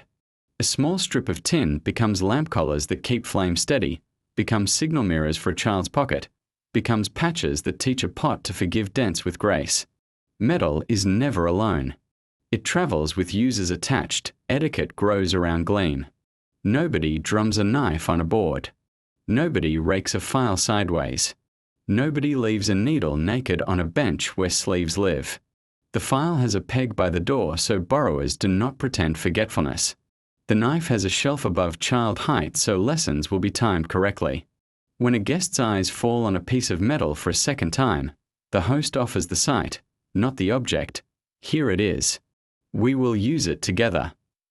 When metal fails, and it will, because the Taiga is older than temper, there is a ceremony of last work. A knife broken at half length becomes a carver for net floats. The heel becomes a scraper that likes antler better than it liked wood. A file with teeth too low to boast becomes striking steel for a flint the river gave. Sparks are the file's grandchildren.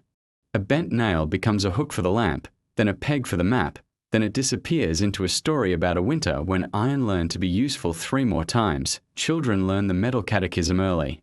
Don't hurry the edge. Carry the file like a lamp. Return what shines brighter than you found it. They are given bone tools first so metal will feel like graduation, not entitlement. Their first steel needle stitches the inside of a mitten where mistakes are private. Their first hook is tied to a practice line inside, where the only catch is a folded leaf that learns to behave like a fish, and still. The work does not wait for iron. Stone, bone, bark, fiber, these are the citizens that keep the days possible. But when a little metal visits, the villager's voice lowers and sweetens. The file sings, the needle whispers, the hook promises, the knife agrees. In a place where distance is stern and winter is a teacher with high standards, small metal, treated like a friend, not a king, makes patience shorter and gratitude longer. Work mends the house. Steam mends the people. In the Taiga, where winter keeps a long account and metal is a guest, the bathhouse is a workshop for bones. Walls of close-fitted logs, seams packed with moss that remembers rain. A little hearth that thinks in stones. This is the place where cold is negotiated into truce and muscles are taught their names again. The stove is stone over fire. A stack of rounded river rocks roofed with a short, clever flue. Where iron stoves are rare, the architecture is patience. Coals banked, sticks fed thin and often, draught set by door angle and vent, not by lever. Water waits in a bark-banded tub, warmed by stones lifted with a forked stick. The door is low on purpose so heat won't remember how to leave. Benches rise in 3 shelves of weather, low for talking, middle for thinking, high for forgetting where outside is. Birch besoms, switches of leafy twigs, are a summer task saved for winter kindness. Cut green, tied with bast, dried under eaves and shade. When steam season comes they're dipped, woken, and fragrant. The touch is not punishment but persuasion. Tap, brush, lift, bringing hot air down to skin, singing blood to the surface with a language vessels enjoy. The leaves smell of tea and sun. The skin answers with a blush that feels like remembering. Soap is ash and fat, boiled to agreement in a bark pot. Salt, if there is any, is for feet that crust too much day. Birch tar marks tired joints. Spruce pitch kisses small cuts. A root fiber scrub behaves like a file for the weak. raising warmth where chill rode its unkind notes. Between rounds, tea, needle, sorrel, a peel of dried cloudberry, steam fogging horn window and reason both. Laughter arrives like thaw, slow, then suddenly everywhere. Etiquette is simple, quiet hands, loud gratitude. You never ask how hot. You listen to breath and pour only what breath approves. A ladle of water on stones makes a soft thunder. Another makes a harder lesson. You aim for the middling storm where rest lives. Stones are fed sparingly. Too much water makes them complain, and that is work for tomorrow. When the room turns to white, eyes close and distance disappears. Even memory seems closer, as if winter had been a story about someone else. Cold is part of the prescription. Between steams, the door opens and night comes in like a doctor. Crisp mouth, stern hands. Snow rubs calves and forearms. Air licks heat into ring and wrist and the hollow of the throat. Some wade to the ice hole and listen for the river. Dunk once into the syllable black water says and leap out laughing because laughter is a warm liquid if you do it fast. The body learns a paradox that Wood already knew. Hot lasts longer if it meets cold honestly. Tools rest differently here. Mittens steam on a low peg. Boots yawn open far from splash. A knife sleeps untouched. The only sharp thing permitted is heat's edge. The room is a metal holiday. Wood, stone, bark, fibre, water, materials that refuse to argue with skin. The only polished surfaces are faces afterwards, glowing like oiled ash boards. Repair is also conversation. Elders trade recipes for joints. A smear of pitch and fat, a strip of warmed bark tied for an hour, a bed raised a handspan to favour a back. Children trade steam games. Draw a fish on a fog panel. Let it swim and vanish. Lovers speak in condensed handwriting on the window, then wipe it away, proof that some words are meant to be warm only once. Clean is not scentless. Clean smells like forest, resin and leaf, wet wood and cooled stones, skin that forgot worry.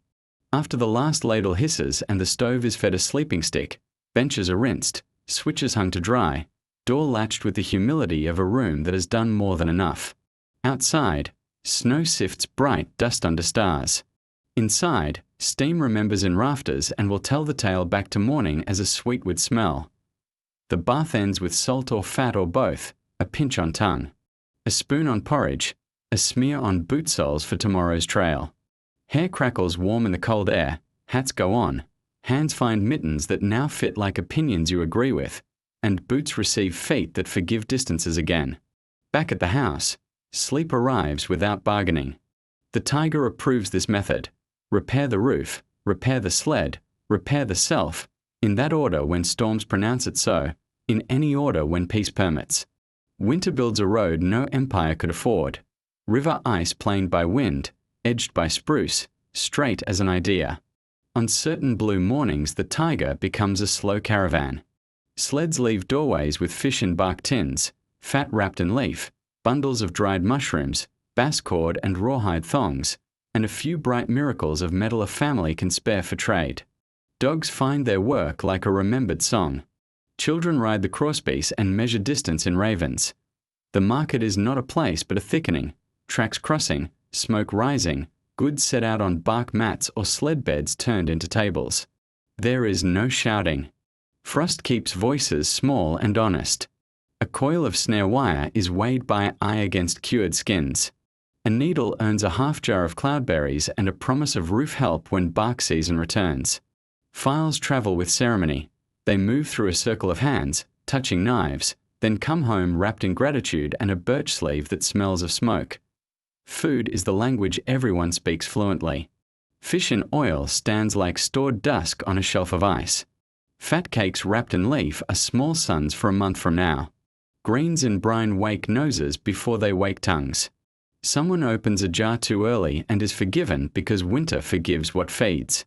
Stew kettles mutter at the edges. Cups pass without names. A child with violet lips from last summer's jam is appointed fairness judge and likes the job. Repairs take a corner as usual. A runner splintered with green willow and tar. A pannier rim stitched tighter. A boot seam taught to keep warders' opinions outside.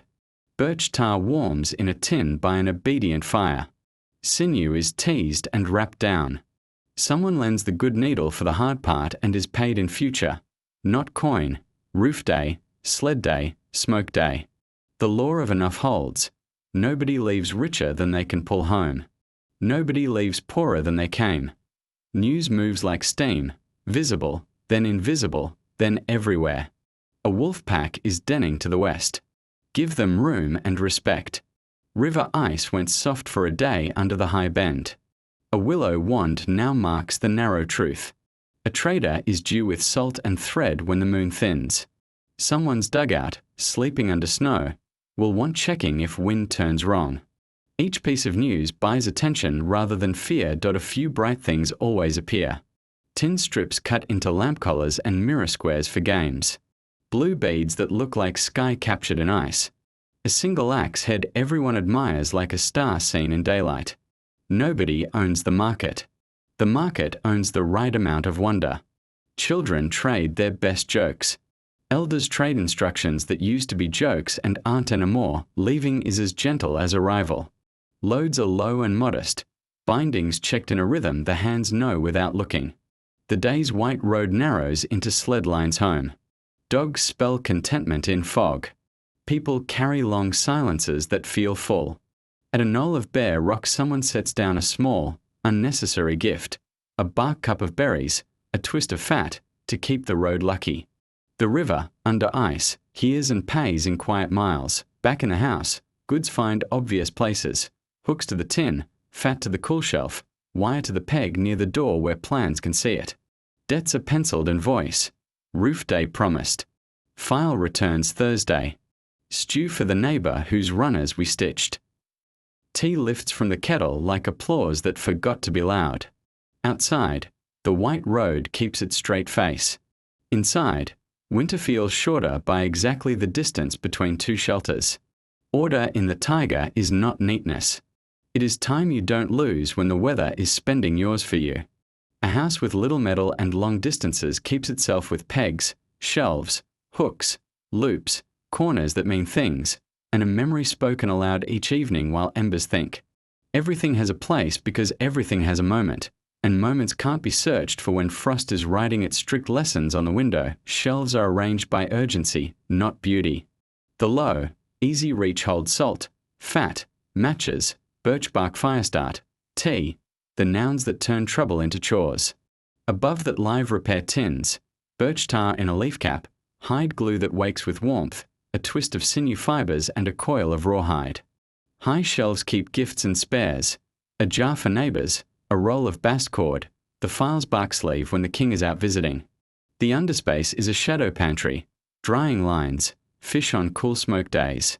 Wood that must stay honest until it is called to flame. Pegs speak in families. Travel on one wall, sled lines. Ski poles, snowshoe frames. Water and fire on another, kettle hook. Ladle, coal carrier. Roof and wood on a third, mallet. Wedges, pitch brush. A lone peg is never lone. Beside it hangs the thing that asks for it next. The strop under the stone, the moss braid under the door brush, the spare mitt near the latch. The hand reaches without thinking and finds a sentence already halfway written. Jars and tins are labelled by voice. Storm shelf, someone says each night, touching 3 jars, fish in oil, berries, fat. Market shelf, touching gifts and trades, hooks in leaf slings, a bright tin collar, a small mirror. Workday shelf, dried mushrooms, strong tea, pan bread flour. Children repeat it softly, the way you memorize a chant that will someday wake you calmly at 3 in the morning. Corners carry promises, not clutter. The repair corner is a queue, never a heap, a cracked rim pinned and waiting for warm tar. A sled crosspiece with 2 fox wedges laid politely beside. A boot sole with a leaf patch clipped in place. The food corner is quiet arithmetic. 1 jar forward, 2 behind. 1 line of fish lowered toward the cool. 1 packet of greens moved too soon. The tool corner is story order. Roof tools with roof tools, sled tools with sled tools, because dawn grabs by story, not category. Pathways inside are not decorations. They are lanes for cold. Boots stand just so, toes out, for a faster exit. Mitt lines hang where heat rises but not so high that the leather forgets its shape. The kettle sits slightly off the fire center so water remembers warmth, not anger. A basket always lives by the door for things that must walk, fat to the neighbor, hooks to the cousin, a note burned on bark. Etiquette keeps the order alive. Return sharper than you borrowed. Hang where it lived. Say what you moved out loud. A file never sleeps naked. A needle never sleeps horizontal. A knife never sleeps near fabric. Tar never goes to bed without a leaf for a lid. If someone breaks the rules, the house forgives, but the person pays in chores and learns to speak the labels with more care. That weak light assists the ledger. The fish fat lamp sits where its ellipse covers repair and supper both. The gourd shade's pinholes place constellations over pegs so even a sleepy hand can navigate. In mornings, a slant of day checks lids by touch. In afternoons, an underspace glow reminds you which logs have drunk enough air. At dusk, the window's amber makes tins and jars into easy silhouettes. Night does not hide order. It proves it. Season turns the shelves like pages. In summer, the highest hooks fill with baskets of berries and the drying lines hum with mushrooms. In autumn, firewood stacks move inward a handspan, and the roof kit climbs to front pegs.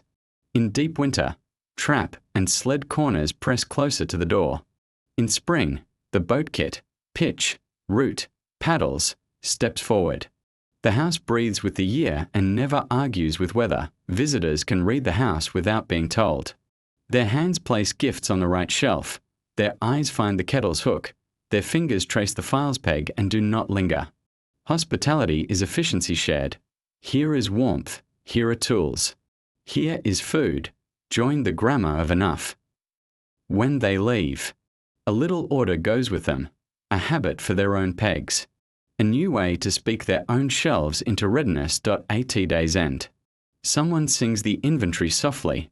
Firewood honest. Fat smiling. Tar asleep. File home. Glue capped. Storm shelf ready. Market shelf tempting. Workday shelf a good argument. The lamp lowers. Dogs tighten their commas on the floor. Frost begins its careful handwriting on the fishskin window. In a place where steel is rare and roads are seasons, this house grammar is the tool that never rusts, the order that saves minutes, the minutes that save days, the days that save winter. The Taiga does not reward hurry. It rewards exactness learned slowly, edges coaxed from stone and bone, fire taught to think in embers, houses taught to speak in moss and bark. In this long forest of patient distances, people prosper not by abundance but by practice, the rhythm of small, repeatable acts that make winter readable and summer generous. Here, a tool is a relationship. A roof is a promise. A shelf is time you didn't lose. We walked the white roads and green months together. We saw how logs, bark, and moss are braided into walls that keep wind polite. We learned firecraft in a land where -40 is a sentence you answer with feather sticks, pitch pots, and discipline. We slid the quiet grammar of sleds, skis, and snowshoes across distances that would break feet without Wood's memory. We kept a pantry under ice and smoke, counted food in verbs, dry, render, brine, hang, and measured wealth in quiet arithmetic, enough for storms, enough for neighbors, enough for calm. I in a world with little iron. Edges without metal still cut a good life, stone that flakes, bone that holds, sinew that tightens as it dries. Birch tar that forgives seams and remembers weather.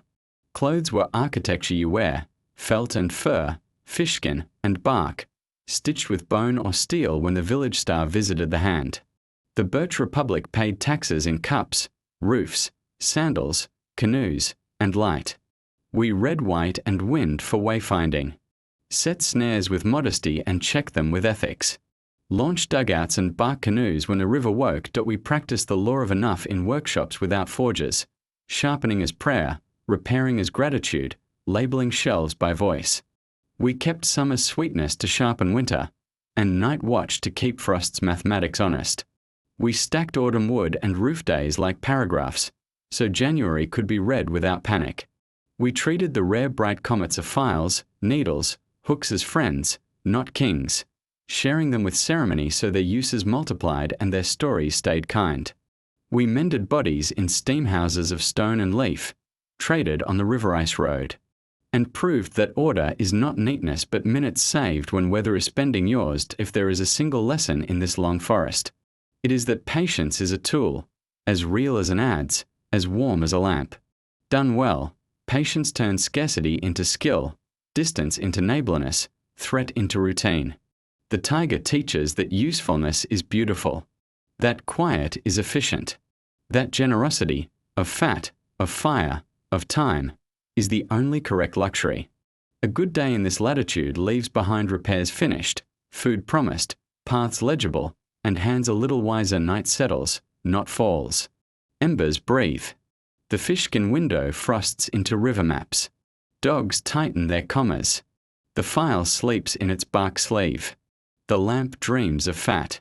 Outside, larch ticks like a clock wound by stars.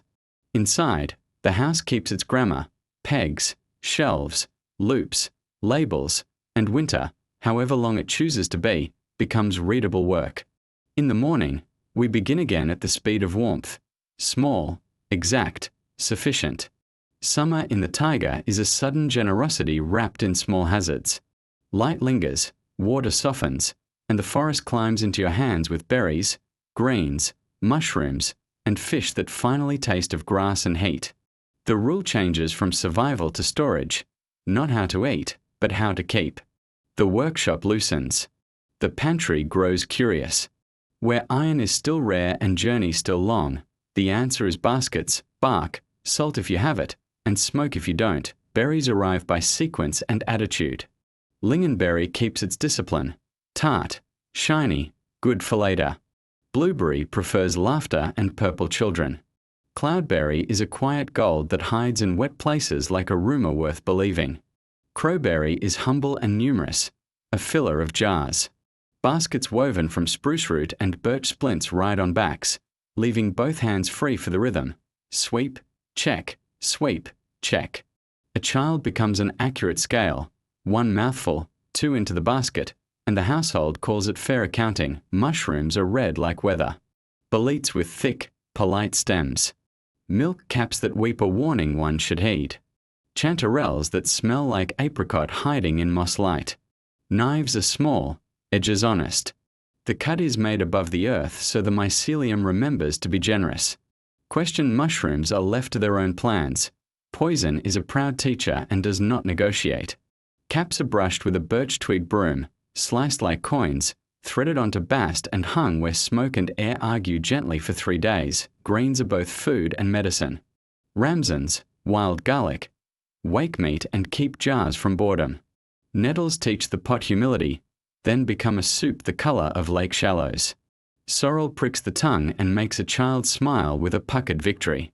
A folded birch-bark funnel moves chopped greens into jars, or into leaf wraps that later meet steam and become winter rolls, a memory of sun that the mouth can open. Fish return to a grill that thinks slow. Summer smoke is higher, not hotter. Spruce and willow keep it clean. Bog myrtle or juniper add a letter of spice. Racks rise under a bark eaves so rain must ask permission. Thin pieces dry for travel. Thick pieces kiss light brine in a bark trough before hanging. Oil drip from bellies is caught in a leaf cup and saved. Lamp food, seam food, winter throat food. Under the racks, cats sit like officials. Dogs sit like saints and do not argue with saints. Jars become a choir. Some are glass bribed from trade. Many are lidded bark tins sealed with birch tar and a cloth that breathes. Blueberries keep as jam. Lingonberries as simple fruit that refuses to rot because they know how to mind themselves. Cloudberries as festival sweetness. Fish in oil, the oil made at home, rests like stored dusk on a shelf. Labels are spoken. This row is for early storms. This row is for after the first ice. This small jar is for the neighbor who will borrow our file. Salt is a season inside a crystal. When luck and trade permit, a shallow brine saves what smoke cannot reach. Strings of ramsons. Fermented mushrooms that fizz the lid and then settle into wisdom. Fish roe that turns winter porridge into celebration. When salt is scarce, the forest compensates. Soured birch sap does the brining work more gently. Tannin tea from oak or willow keeps jars honest where meat travels. Insects write footnotes on every plan. Mosquito tents of bass netting let hands keep moving while heads retain their good opinion of life. Smudge pots, low dishes of punk wood, draw a blue circle around work that must stand still. Fly cages made from bark and fibre keep meat company without letting meat become company. The trick is smell management. Enough smoke to discourage, not enough to announce a feast to the entire marsh. Boats and paths learn to carry sweetness. A bark canoe returns heavier and happier. A dugout sulks less when lined with spruce boughs that protect each jar from the next jar's habit of nudging. On foot, berries ride in root panniers with lids that twine, and the twine is a handle for a child who insists on being included. Spills are laughed at. Hands turn purple. Stains become maps on shirts that point to where the best patches hid. Cooking changes voice with the season. Porridge accepts berries like corrections that make it right. Fish stews step back so greens can speak. Pan breads cooked on a flat slate borrow juice from a spoon of jam and behave as if invited to a wedding. Tea becomes more floral.